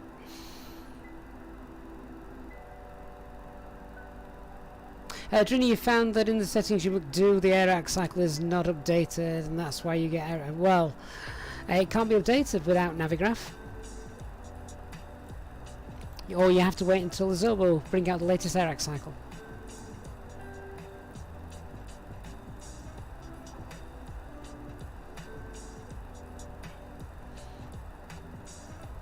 Oh, Becky Davis, you never answered my question.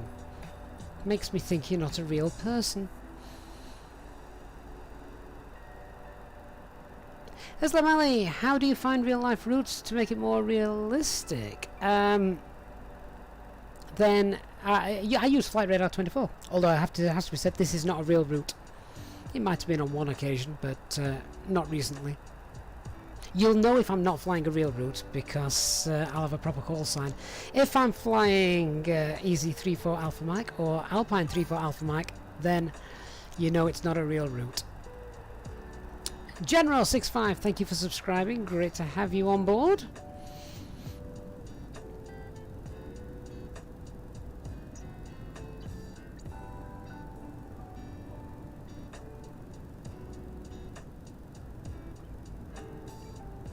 Dream, but it's the A320NX FlyByWire, or is it the same? Yeah, this is the A320NX. Willie, I very much could be. Lee J, yes, my graphics settings are posted in YouTube, yes. So you can find that out if you wish. Same username across Twitch, Facebook, and YouTube as well.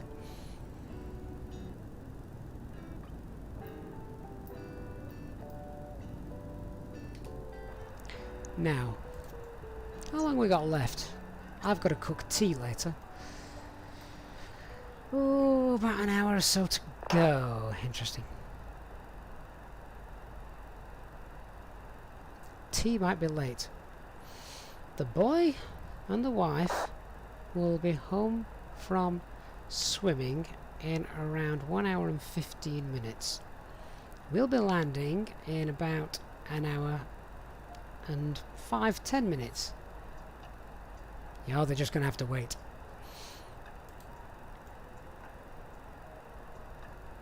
Chris Hogg! Hey Chris, how are you? And you've just finished flight from Manchester to Copenhagen. That's great to know that that all's working well and you're flying well. Have I got a dashed line there? I thought I got a dashed line on my navigation display. No, must have just been my eyes.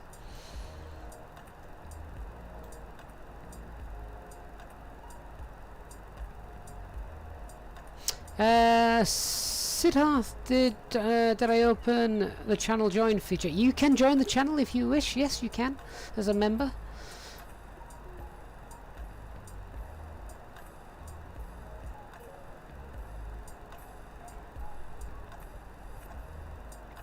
Christian, you think she doesn't like me but enjoys the chat. Must be your charming persona, Christian. Cardinal, don't you get fined or something for having tea late in the UK? No, you don't get fined, you just have grumpy children which then punish you for the remainder of the evening. And then a wife who's grumpy afterwards for making the children grumpy.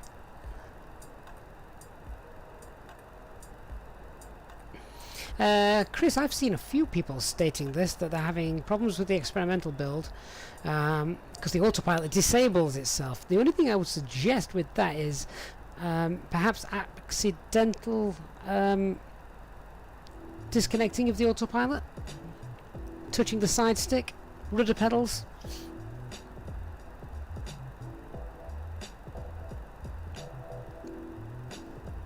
And Wayne has just liked on Facebook. Is Wayne going to join us in the chat soon? Oh, Wayne, you're going to have to sit this one out. That's frustrating. You will still be at work. Never mind, Wayne. Thanks for stopping by. Ranger Rick, how's the FlyByWire A320 acting for me? Your open or managed ascent and descent act up. That's because VNAV's not working yet, Ranger Rick. Open descent and open climb are absolutely fine. To be fair, managed climb's pretty good. Managed descent, not so much.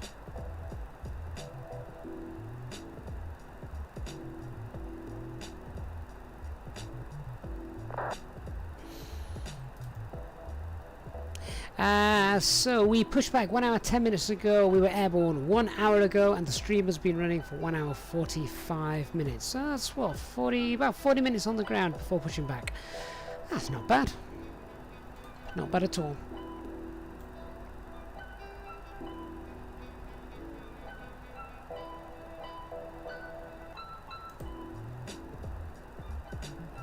And thanks to David for liking the stream on Facebook. Very close to France now. There we can see the northern coast of France coming up.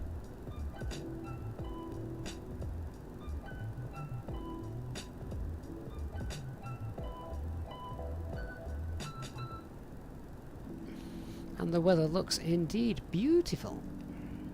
So hope it stays like this all the way to Bilbao. I think there's a bit more cloud at Bilbao, but not too much. Treedmoon, we're on YouTube, obviously, and Facebook and Twitch. We do all three.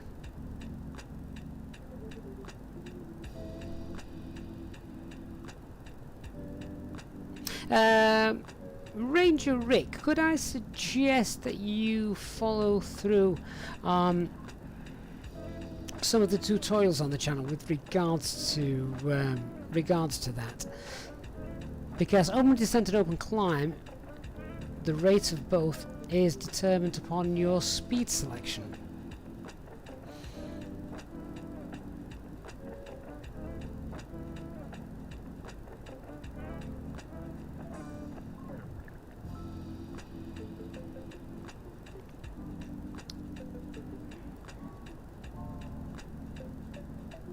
Chris, thanks for the suggestions, but when you try to enable autopilot, it immediately disables, and you have to fly direct to the final waypoint before descent. Chris, none of the alpha protections are kicking on. I think the speed protections, the auto thrust protections, could potentially be a reason why.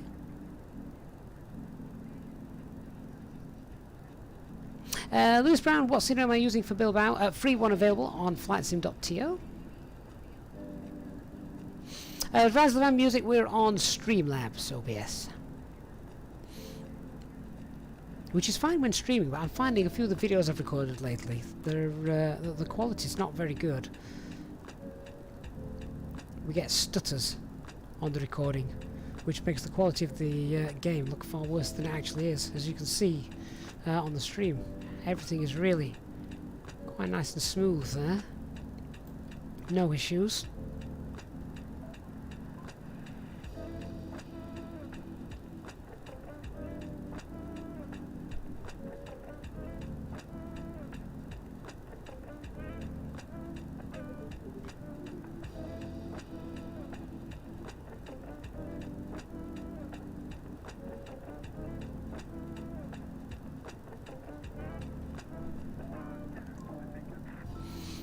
Christian, apparently the expedite button does work, but I've never used it.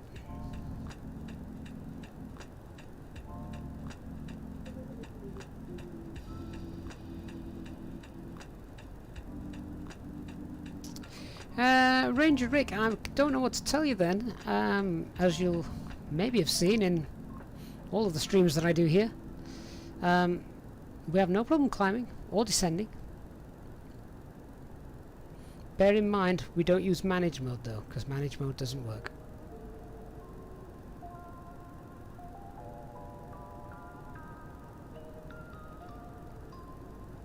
And Gary, yeah, I'm on the experimental version.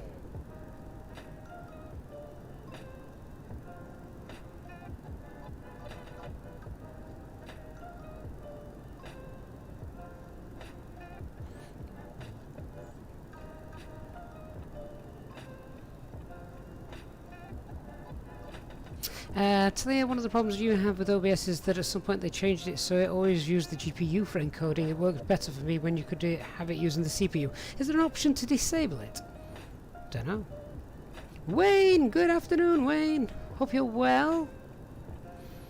You have visitors today. Oh, just pop us on the big screen, Wayne. Let us take them to Bilbao.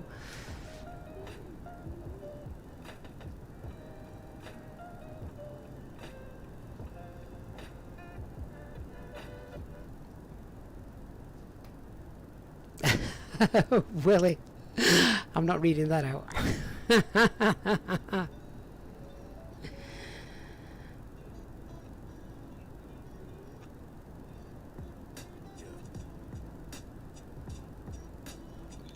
Lee J on Facebook, yeah, live weather is working and indeed fixed. And Chris, the experimental version is separate, so you now have 3 different ones, all available to download and working again: stable, developer, and experimental.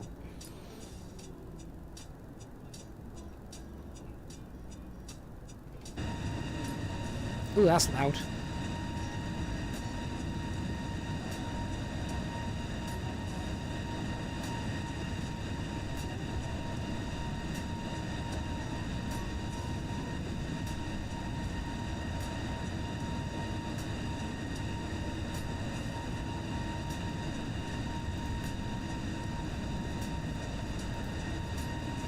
I don't even know if you can hear me over the sound of those engines. They're really loud in my headset.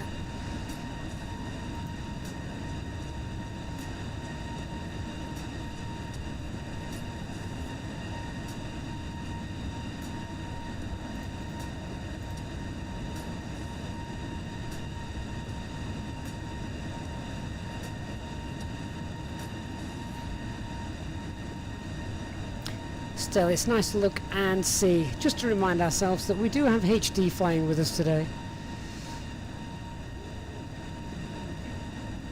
There he is.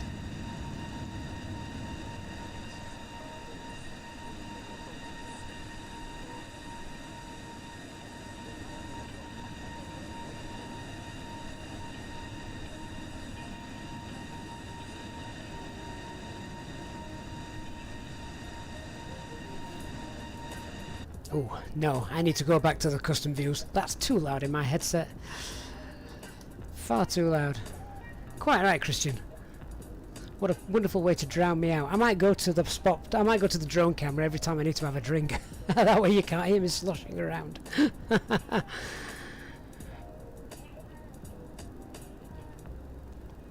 Lee-J, the drone camera view is the insert button on your keyboard, I think, by default.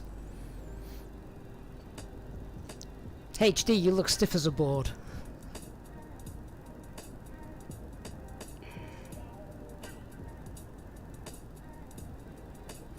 Willie is still presumptuous that he should have a big smile on his face. He's probably smiling a lot more on these flights now than he was 6 months ago. Christian, you can lower the external sounds on the electronic flight bag. If I... Oh, wrong button. Hang on.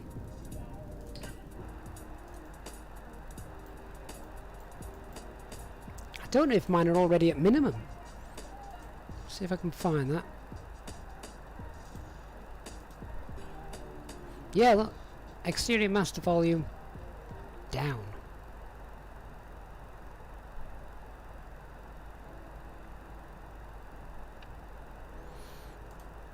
Has anyone pressed any of these buttons yet?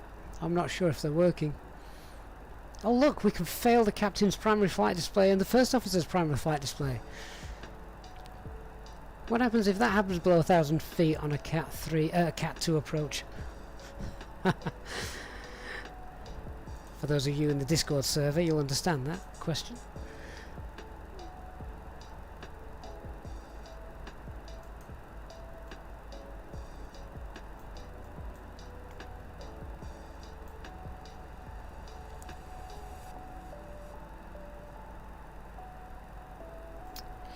Okay, so we're just over an hour into the flight. Let's see, we're coming up on Taku. 1 hour 10 minutes. See how we're getting on.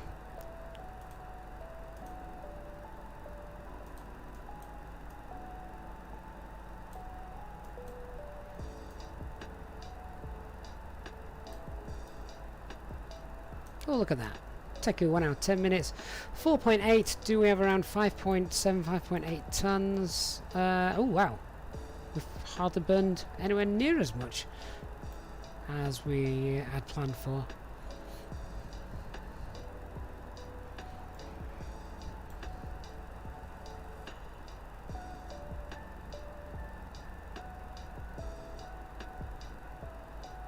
Oh, Christian, I'm not maxing them out. That really will hurt me. Right, we should be on the ground in less than an hour. So, we're going to have a quick look at an approach brief, what we expect as well, in a little while. Just before we do that, I'm going to go and grab myself a quick drink, and then I shall be back with you as we'll take a look at the charts. We'll do a landing calculation, performance check, and we'll look forward to hopefully a nice landing in Bilbao. So, back with you guys in a couple of minutes.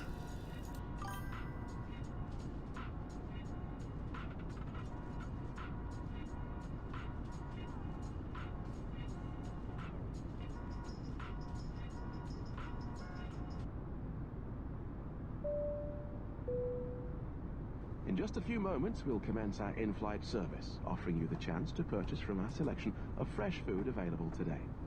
Full details can be found in your in-flight brochure. We accept payment in pounds, euros, most major currencies, and debit or credit cards.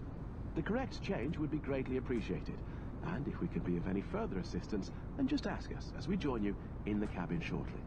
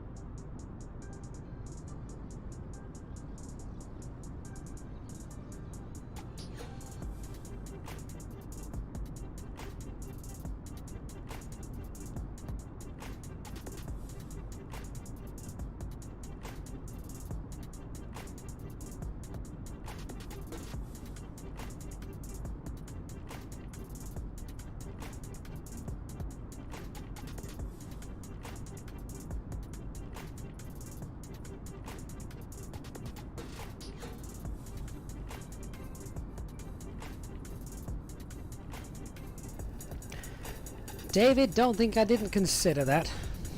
I thought, shall I chop some carrots?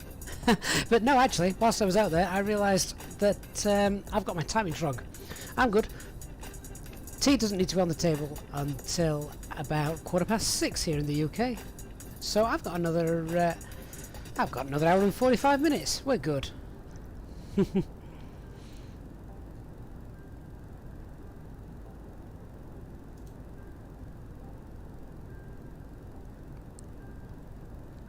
And in case you couldn't guess, I am back with you.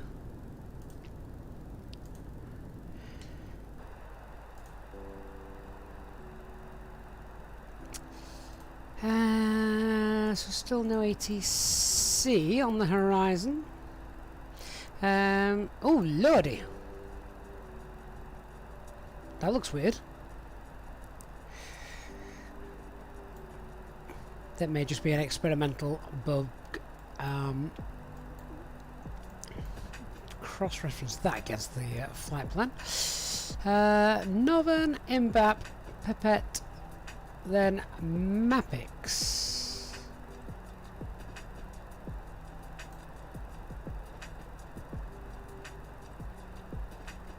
And then Nenem and Mapix in there twice. That's strange. Well, let's tidy that up, shall we? Where's my operational flight plan?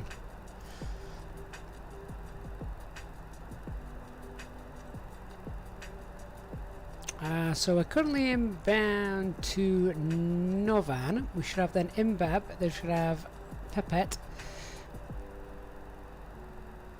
Then Nemen. Just seems like we've got a duplication of waypoints.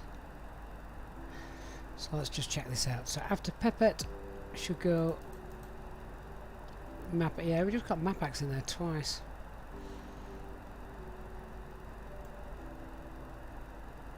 So if we clear out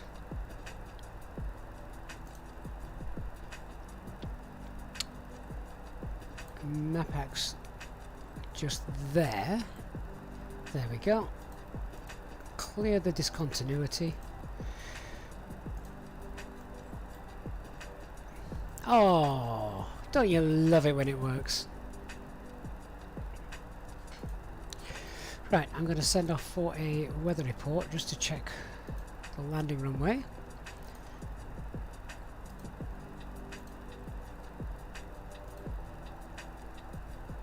And whilst I'm doing that, let me just check the NOTAMs.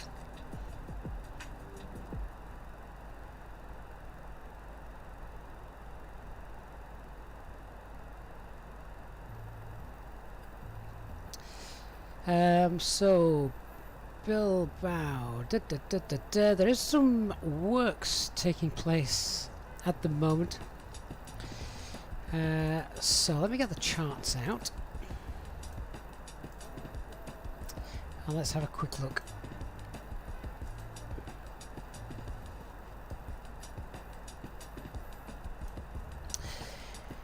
So taxiway T3 is currently closed. That's fine. We're not going to be using that. Delta 3 also closed. That's fine.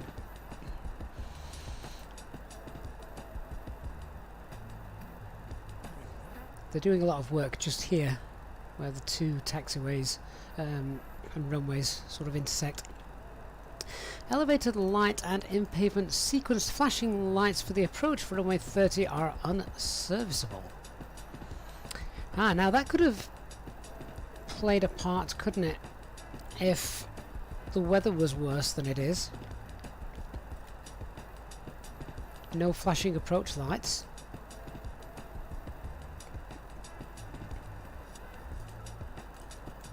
Let's have a look at that METAR.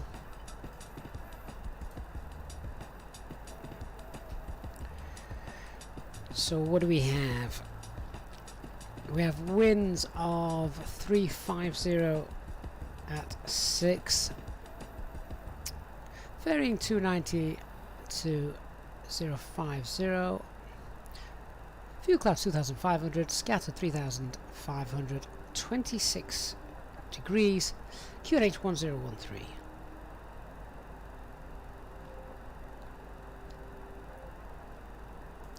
Let's go ahead and pop that all in the performance data. Danny, good afternoon.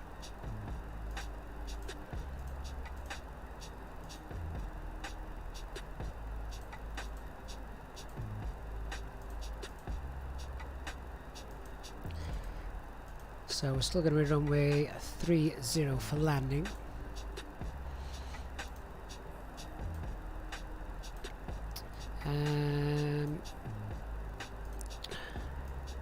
I've not got the chart up for runway 30.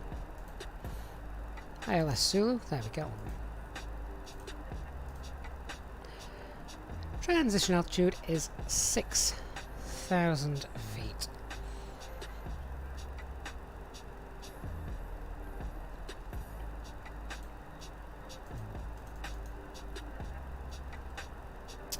Danny, the NOTAMs are on the operational flight plan from SimBrief.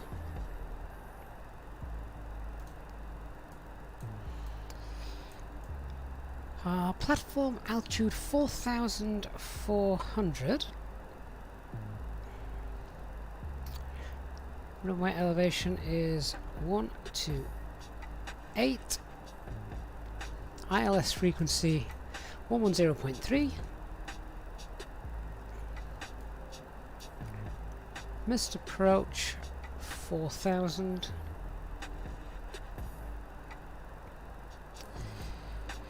And decision altitude is 438.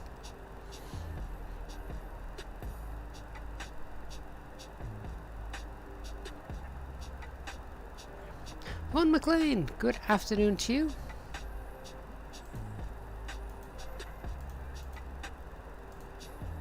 I'm having a paranoia moment. Is it 438? Yeah, 438. That's fine. And a VAP speed then is 127.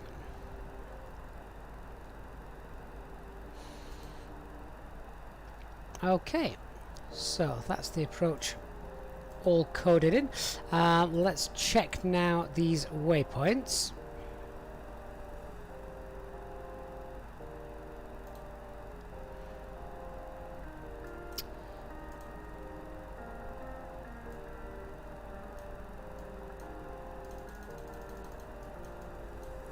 So it begins at MAPAX, and we're on the MAPAX to, is it the 2 kilo for us, isn't it? Let me just double check. Yeah, it's 2 kilo. And it's stuff like this I'm writing down just so I know that we've got it there to hand. So the MAPAX 2 kilo above flight level 100 by the time we get to MAPAX. And then coming all the way around. We'll check this out, actually, see what this looks coded like. That should take us in to Paki and then Sarah. There we go.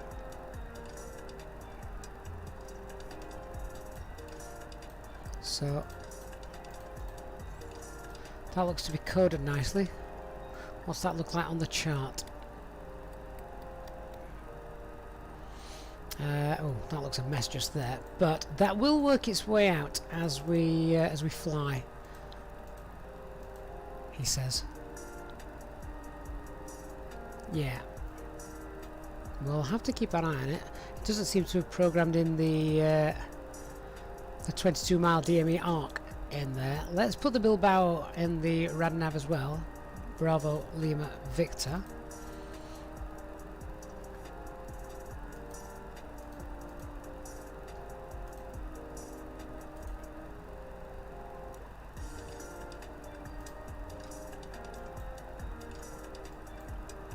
Not picking that up just yet.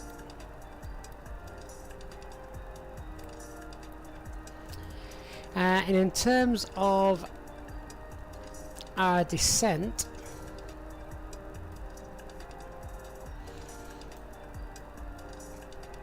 we want to be above, as I say, 10,000 feet, flight level 100 at MAPAX.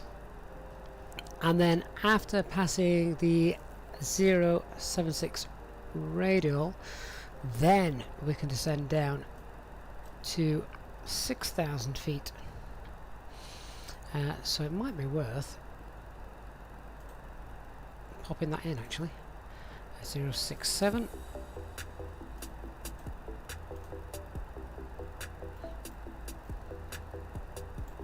Once we've picked that up, we'll be able to see that.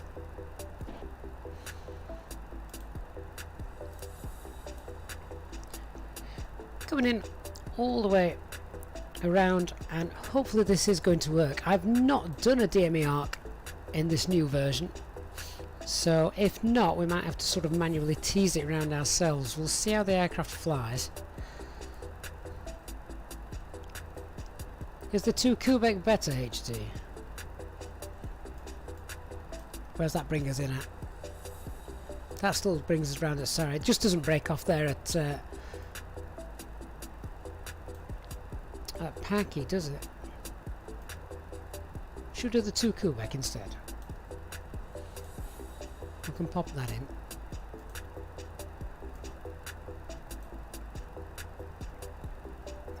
So it's still the ILS 30 Zulu.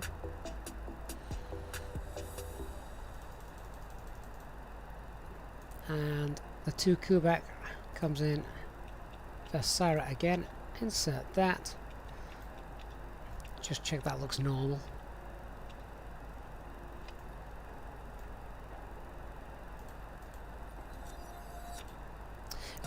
We've got Sarah in there twice. Let's just go ahead and have a quick look at that. Then I need to work out when we're going to start descending actually. So there's a bit of a problem there. Let's have a quick look. So it should be MAPAX, and then from MAPAX it should draw us a DME arc from MAPAX all the way around to Sarah, shouldn't it? Doesn't appear to be doing that. So MAPAX, Sarah, get rid of that. That looks a little neater. Clear the discontinuity. So, let me zoom out a fraction.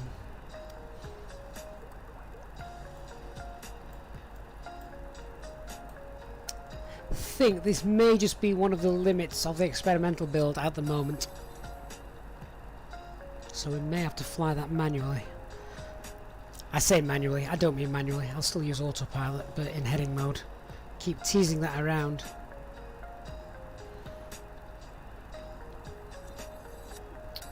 Let's just work out where we're descending. So about 51 miles away from MAPAX. We'll go. What's the wind doing? That's a crosswind, so that's okay.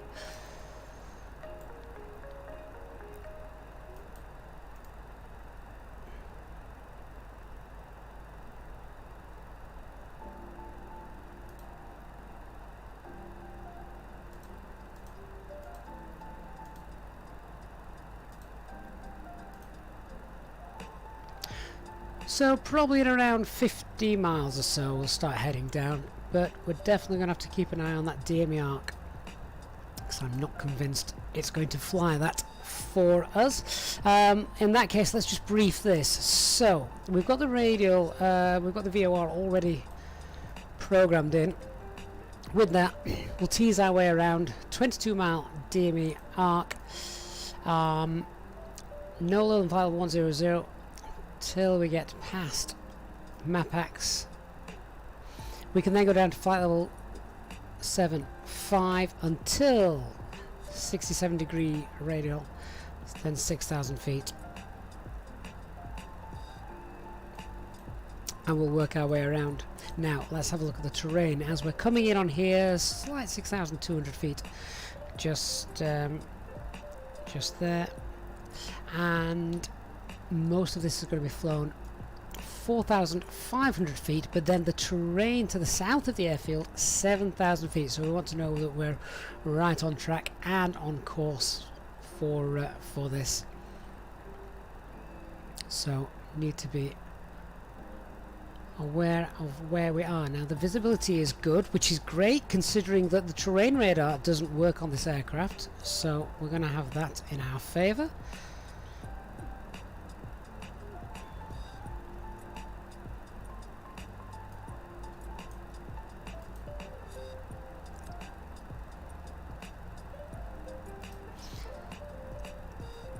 And our fuel performance gauge doesn't work at the minute either, so I can't really gauge that. However, let's do a landing check with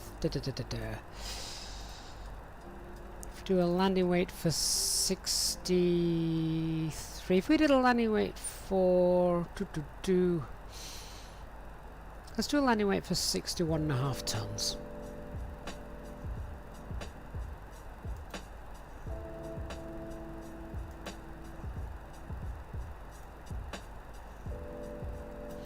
So let's come over here, go to the landing calculator.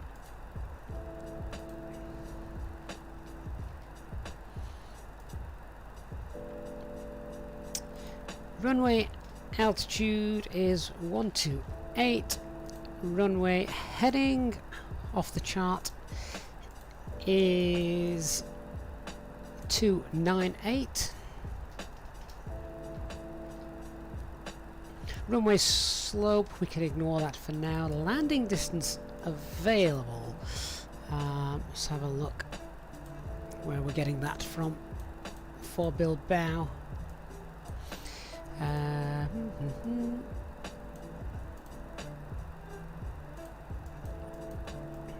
Runway 30, 2,140. 2,140 meters. Our approach speed we've calculated to be 127. Our landing weight, we said we'd run it at 61.5 tons. Fully configured. No await procedure. No reverse thrust. Calculate.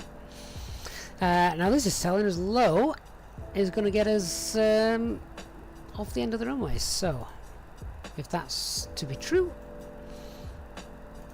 auto brake medium. I'm not convinced that's right, to be honest, but we'll run with it.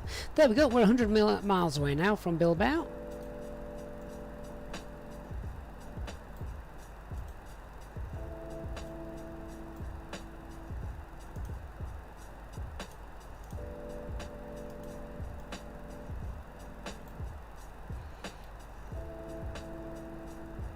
Definitely going to have to keep an eye on this flight plan, because it doesn't seem to be sequenced correctly at the moment. This is all to do with the fact that it can't calculate how you're flying with regards to, it doesn't update your airspeed, so it thinks you're going to fly the full approach at this airspeed. Obviously we're not.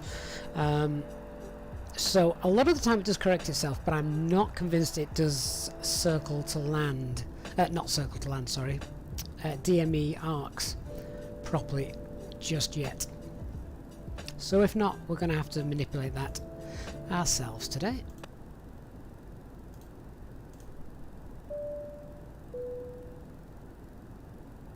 Ladies and gentlemen, take full advantage of your tax-free allowances today and make some amazing savings with our boutique range. In your in-flight brochure, you'll find details of our award-winning selection of gifts, most with massive discounts, some of which are exclusive to you as an Easyjet customer. Make the most of your opportunity to shop and save from the comfort of your seat. If you'd like to see any products, have any questions, or would like to make great savings, then just ask us as we join you in the cabin shortly. So, Rise of our Music, do you normally know which start to expect before departure, and would you program it before takeoff, or is it strictly by ATC? So you do get a star given to you on your operational flight plan. Sim brief isn't always perfect at this. But then it can change because ATC is king just there. Right, we've got the weather, we've got the landing information. Flight management guidance computer is coded and checked. One thing I want to check actually is that ILS frequency 110.3. Make sure that's there. Ignore that message. 110.3. There we go, and the course 298. Auto brake set to medium. We've done our arrival brief. Terrain radar would be on, but it's in op, so that's no good. QNH is 1013, so standby is already set. Ecam status is all good, everything is still normal. We're about ready to start heading down. Let's go.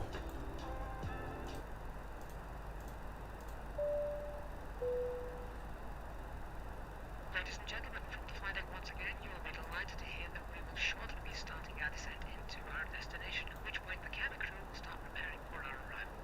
If you could please make sure that all the aisles are clear, the cabin crew are able to make their way around the aircraft without any luggage in the aisles, that would be most appreciated. A reminder for our Easyjetsimpilot members that free drinks are still available from the cabin crew until the seatbelt signs are turned on. Please note, however, that the toilets will shortly go out of use. Thank you. I've just realised actually I miscalculated my top of descent ever so slightly. I'm now 80 miles out on the I'm 20 miles out on the profile, so we're going to get the aircraft down nice and briskly. 3,200 feet per minute, that's fine.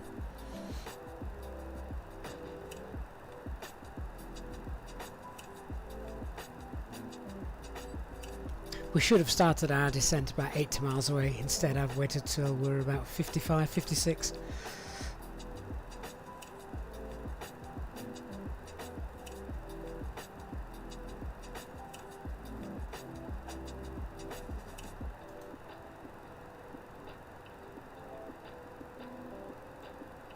Hey Dark Fury, hope you're well.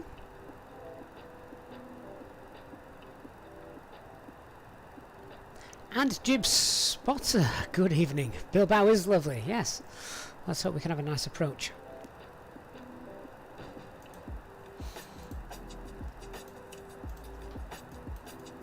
Now I'm guessing, looking at what we've got drawn just here, that we're not going to have a nice DME arc. So we're going to have to do that manually a little bit once we get to Mapix. Never mind.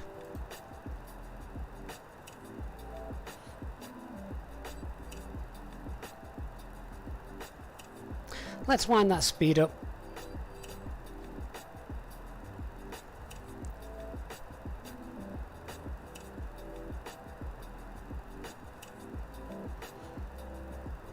Can just start to see the land coming in to view now.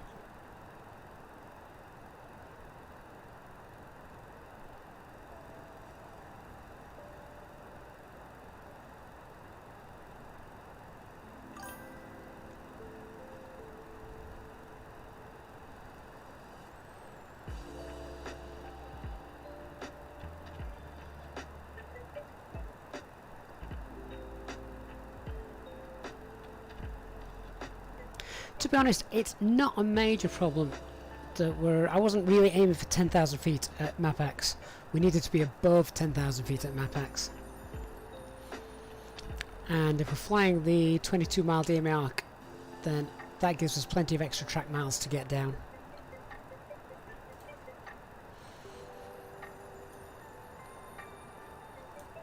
And HD, don't forget the operationals procedures. So yeah, we need to start leveling off before we get to 10,000 feet.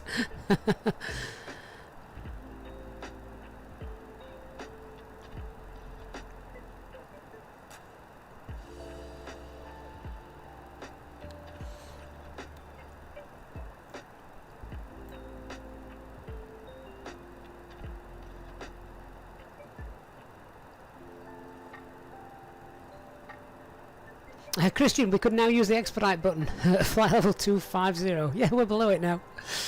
Punch it. No, we'll not need it.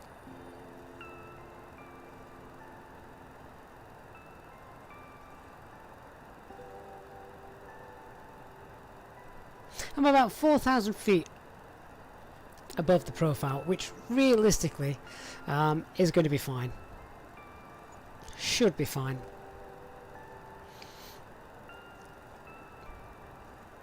We're probably going to be about 12,000 feet or so at MapX, or maybe 14,000 feet, but that's okay.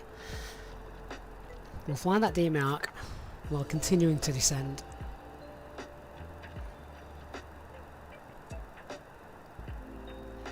Do I have any plans to fly in or out of Gibraltar? We've done Gibraltar a couple of times in the past.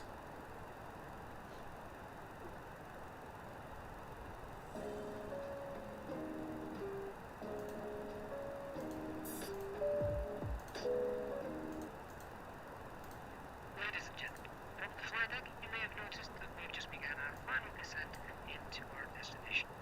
If you could now assist the cabin crew by tidying up your tray table and handing them any litter as they come around, that would be most appreciated.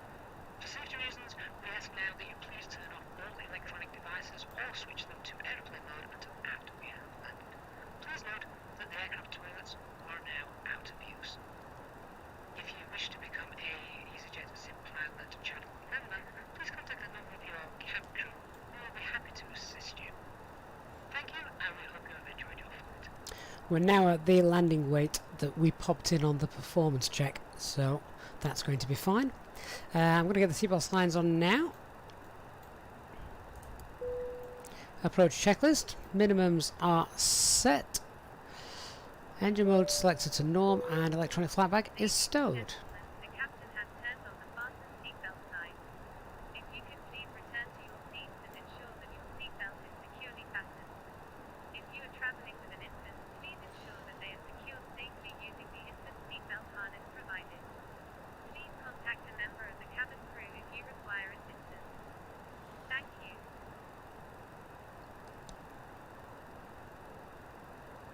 So yeah, it looks like I'm going to manually fly this 22-mile DME arc. So once we get to MapX, we'll pull the heading bug, and we'll do that. We'll do that arc in heading mode.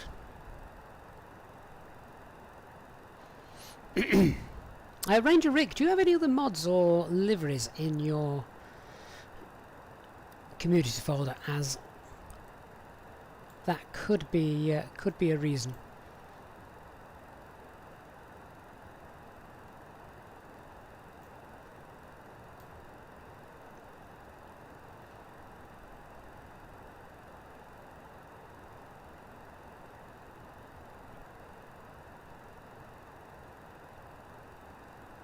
Just going to see where it's going in a minute. After MapX, it should go direct to Sarah, I think.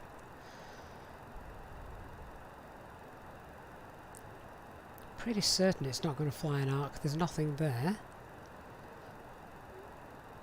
Yeah, look, now it's going direct to... Oh, hang on. We'll just give it a minute.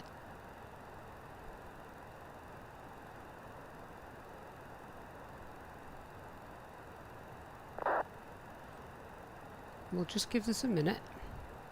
If it levels up, then we'll go into heading mode. Ah, yep. Okay, it's leveled up.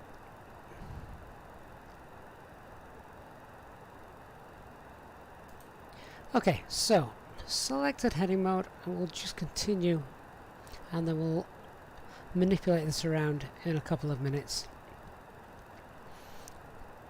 So we'll try and get a 22-mile DME arc going manually.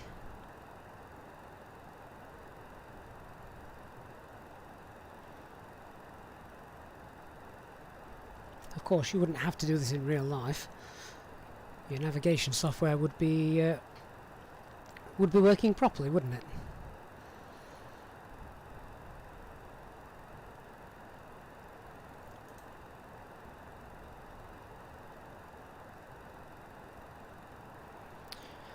Flight level 075 set.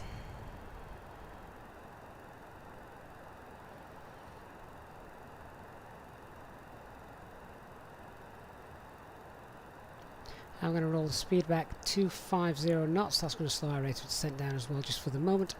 And I'm also going to arm the approach phase. That's activated.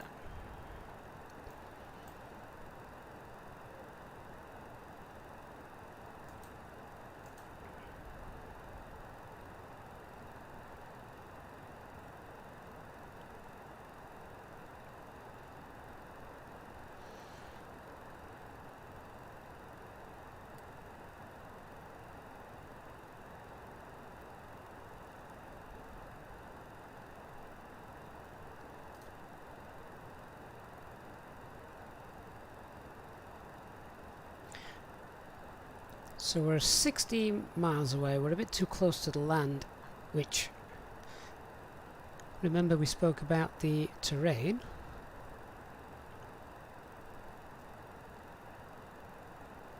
So let's just get ourselves back out.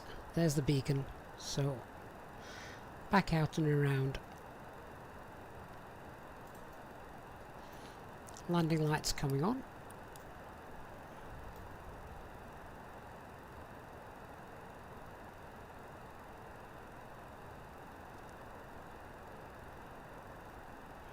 Once we get to 22 miles, I'll start that right-hand turn again.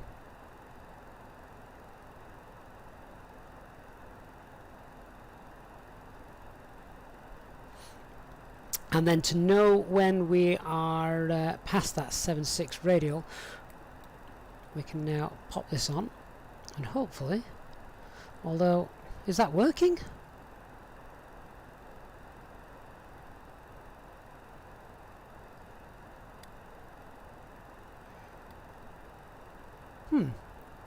That's strange.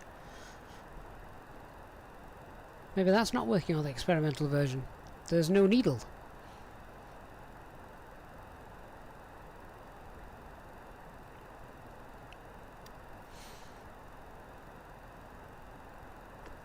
Right, so that's 22 miles. Let's continue to start that teasing turn.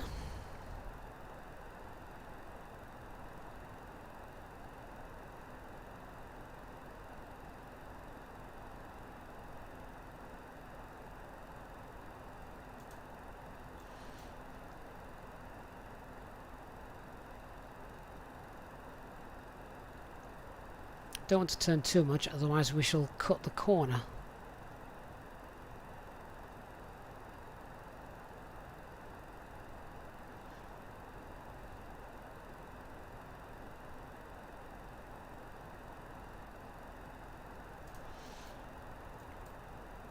We're now a little bit too far out, so let's just continue that turn now. Previously, DMA arcs were done quite nicely.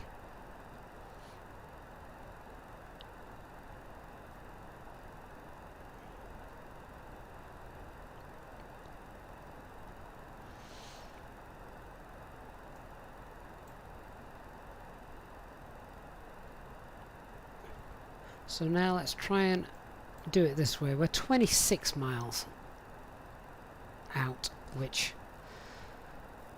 a little bit further, but that's not too bad.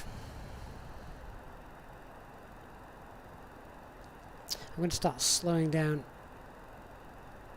as well. So I'm going to manage speed.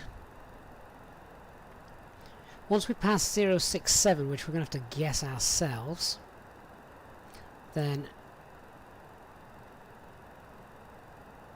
we can go down to 6,000 feet.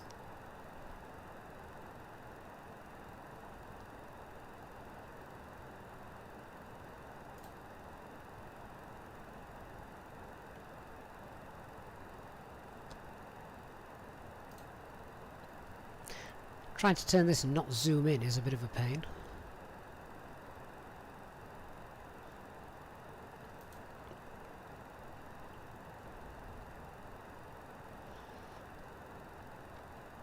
So as HD's just said, we'll try and turn at 10-degree increments.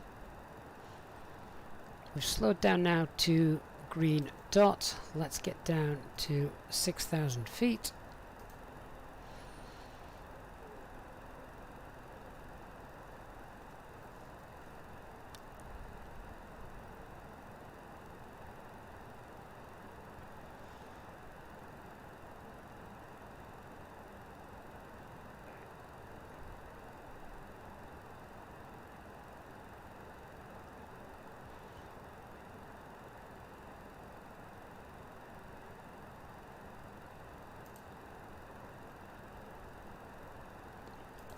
let's also just make a call on Unicom.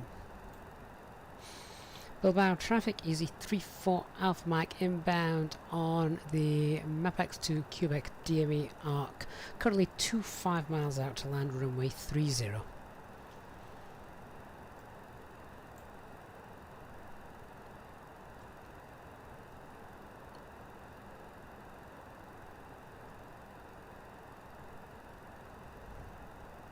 Coming up on 6,000 feet.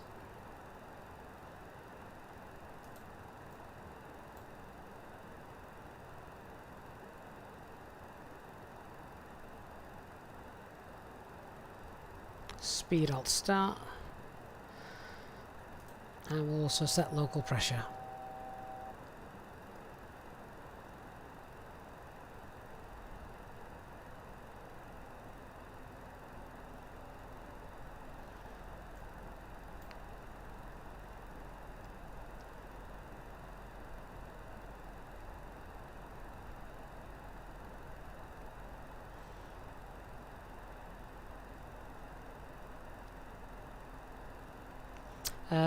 FS quite fun to fly a DMA arc, I'll be honest with you. The fact we've got our trusty PM of HD helping us with this because we're doing it manually is really useful.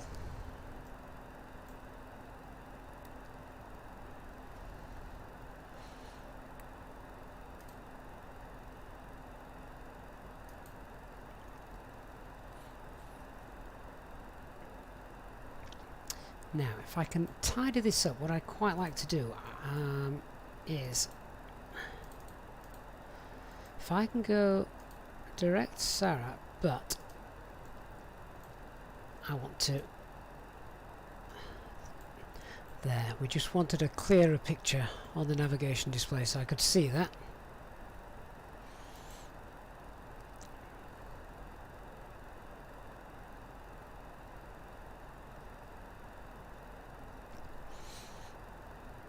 So we're still staying at 6,000 feet now, all the way to Sarah.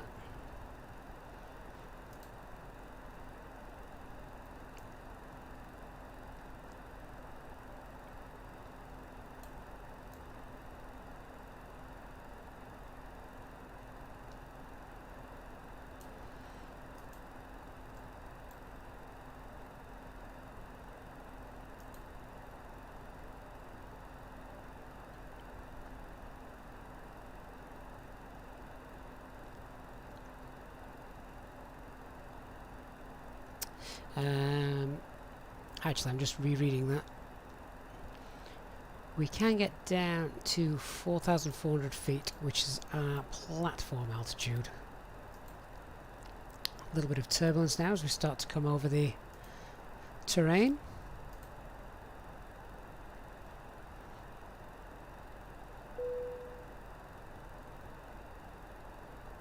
Cabin crew, please prepare the cabin for landing.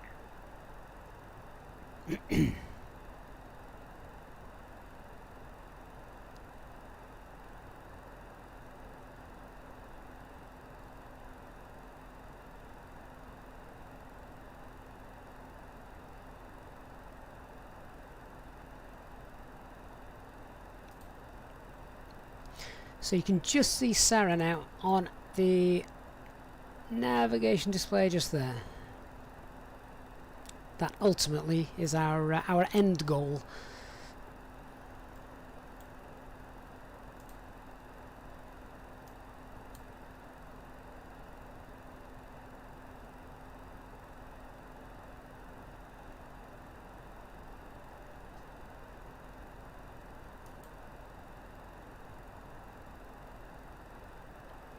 Let's give it another 10 degrees of turn. Ladies and gentlemen, we will shortly be landing. Please ensure your cabin bag is safely stowed with your laptop inside. Your tray table must be stowed, armrest down, and window blind open. You now need to be seated with your seatbelt fastened, ready for landing. Let's start configuring. So, flaps 1, speed checked. Flaps 1. The toilets are no longer in service.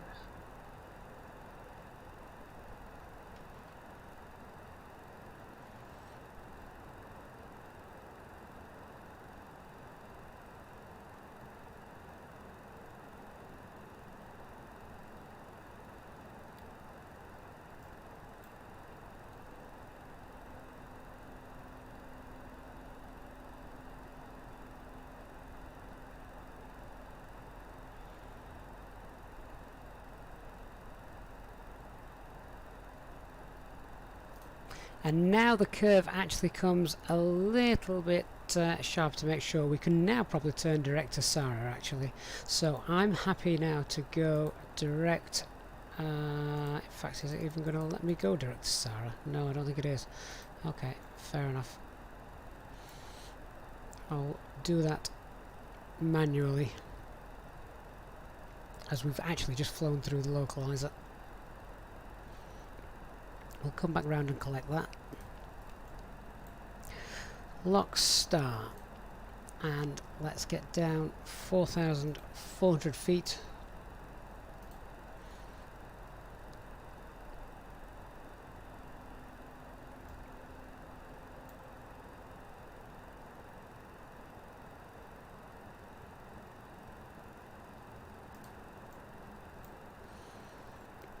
"21 miles out." Correction, 20 miles out.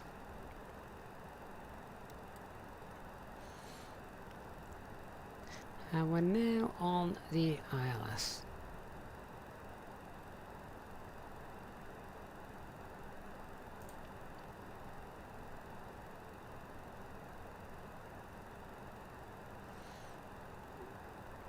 That's interesting. Ah, no it's not. Ignore me. Flaps 2. Speed checked, flaps 2.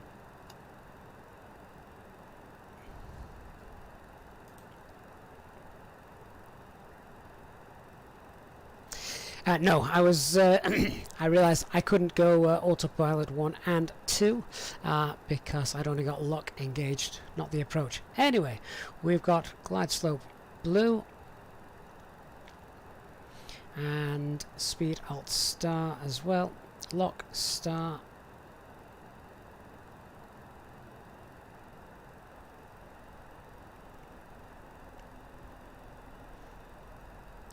And lock.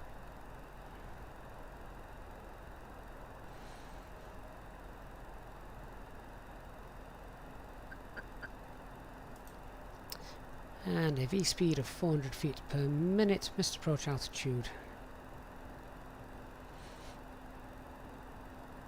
has been set too soon.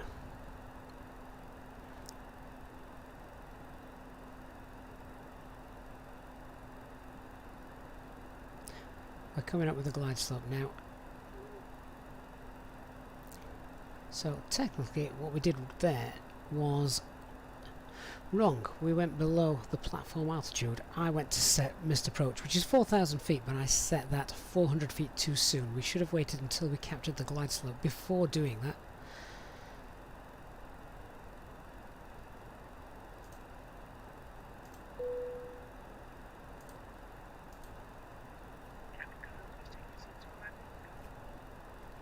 Bilbao traffic is E34 Alpha Mike, 12 mile final, runway 30. HD, what were you saying about not needing a ruler anymore? Yeah, stupid mistake that, wasn't it?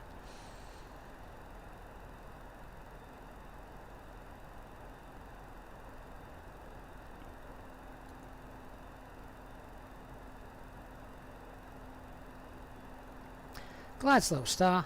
That's when we should have set the missed approach altitude of 4,000 feet.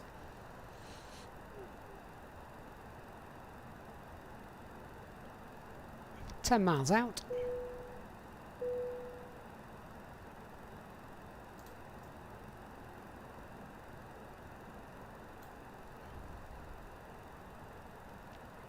Just as well we're VMC.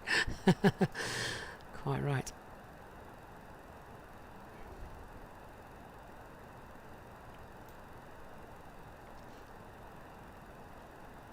Those winds did say they were variable. At the moment we've got a tailwind of 6 knots.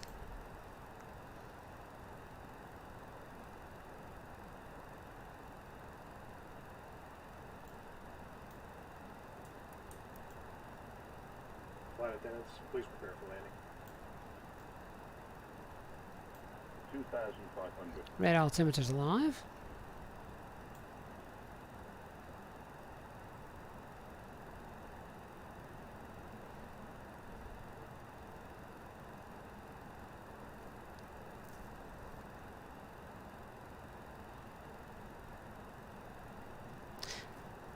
coming up on 6 miles then. Let's start slowing down and we'll get the landing gear down as well. Landing gears down, spoilers armed, speed managed, and flaps. Flaps 3, speed checked, flaps 3.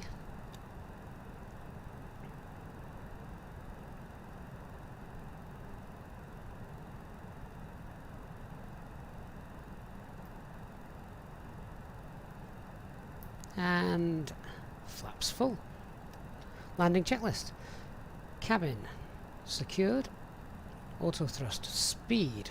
Go around altitude. 4000 blue. Set ECAM memo. Landing no blue.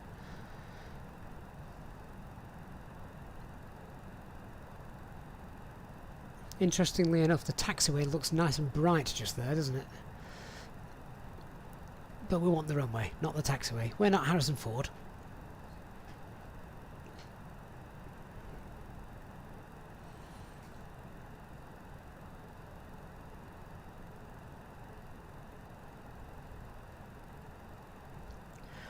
What beautiful conditions. Let's keep an eye on that tailwind pushing us from the back and the right. 1000 feet.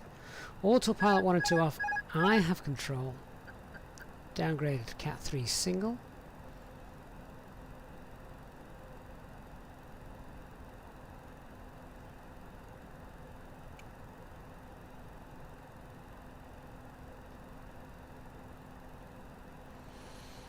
Pappies are in sight.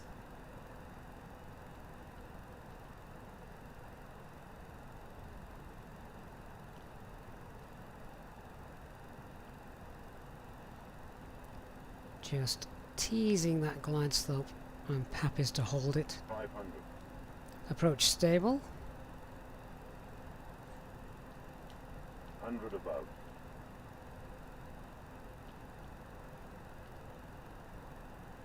300.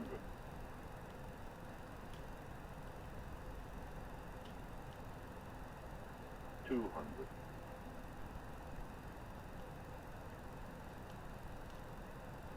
100. 50. 40. 30. 20. 10. 5.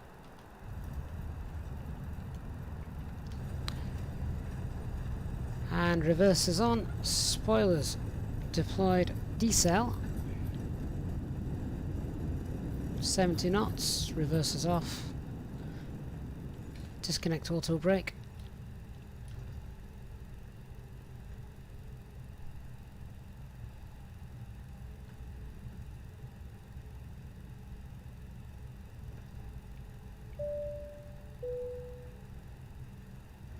Ladies and gentlemen, the cabin crew will shortly be leaving their seats to perform safety-related duties. However, we ask that you remain seated until the fasten seatbelt sign has been switched off. Portable electronic devices for messaging, calls or internet access may now be used. Please make sure that you take all your personal belongings with you, checking in the seat pocket, underneath the seat and in the overhead lockers. Do take care when opening the lockers in case anything falls out. Smoking is not permitted until you reach a designated smoking area. On behalf of the captain and the crew, it has been our pleasure looking after you today.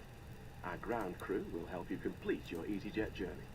For the latest news, promotions, flight and destination information, check out our official Facebook page, Twitter or Easyjet app. In all the confusion with the DME arc at 10,000 feet, however, we didn't actually have the lights on. Oh no. Right, so taxiing is pretty straightforward here. Left turn onto Bravo in a moment, and then we're at the terminal. Welcome to Bilbao. What nice scenery. Thank goodness the weather was nice. Shame about the it was a shame about the DME arc not working. But never mind, we'll know for next time. HD giving some vital manual DME arc flying there. Really thankful to him for that. There we go. Turn on to Bravo.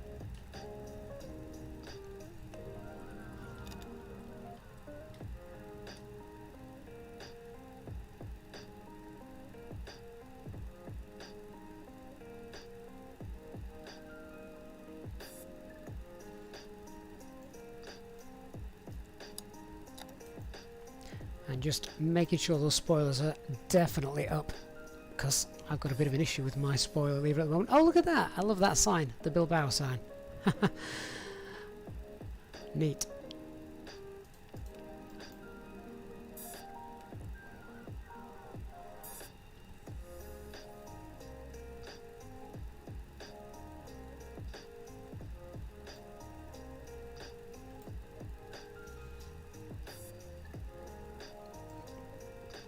So guys, if you have enjoyed the afternoon flight with us today, please do hit the like button on the stream, and you can of course also subscribe as well for more flights in the future.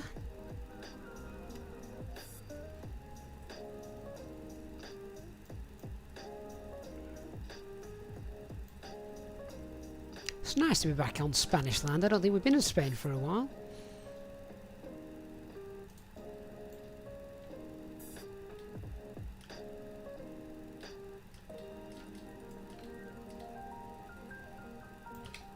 Oh, I can't pan around and stop. I keep forgetting about that bug. That is so annoying. Well, at least I managed to stop before smashing into the terminal. Parking brake set. APU is running. Engine 1 and engine 2 shutting down. Seatbelt signs are off.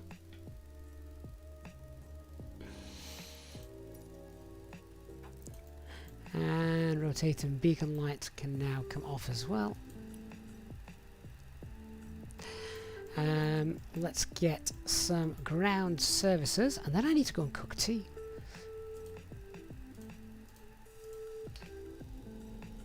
There they all are.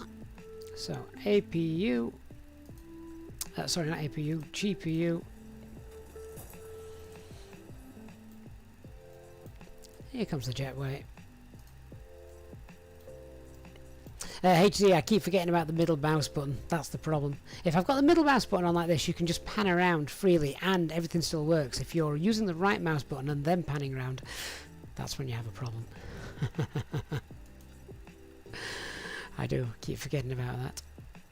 Why was I got the landing lights on? Having a moment there. Okay, I think our passengers can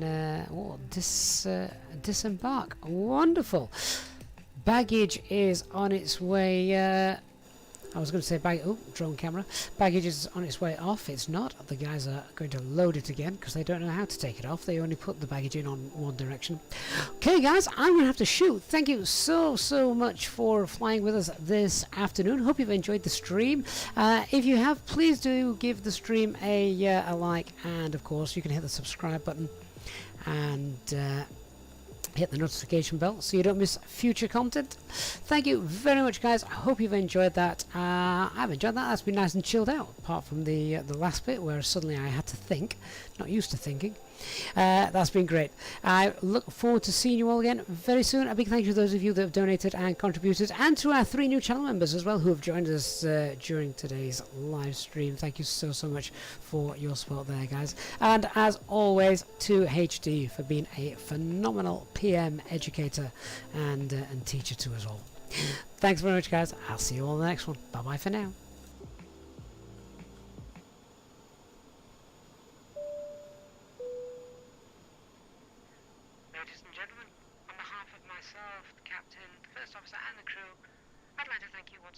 Choosing to fly with Easyjet today. If you would like to become a member of the Easyjetsimpilot channel, please ask a member of the cabin crew, or simply click the red join button to find out about all the extra perks that are available when becoming a channel member. We wish you a safe and pleasant journey from the airport, and we hope you have a great day to come. Thank you very much, and we look forward to seeing you on the next flight. Bye bye.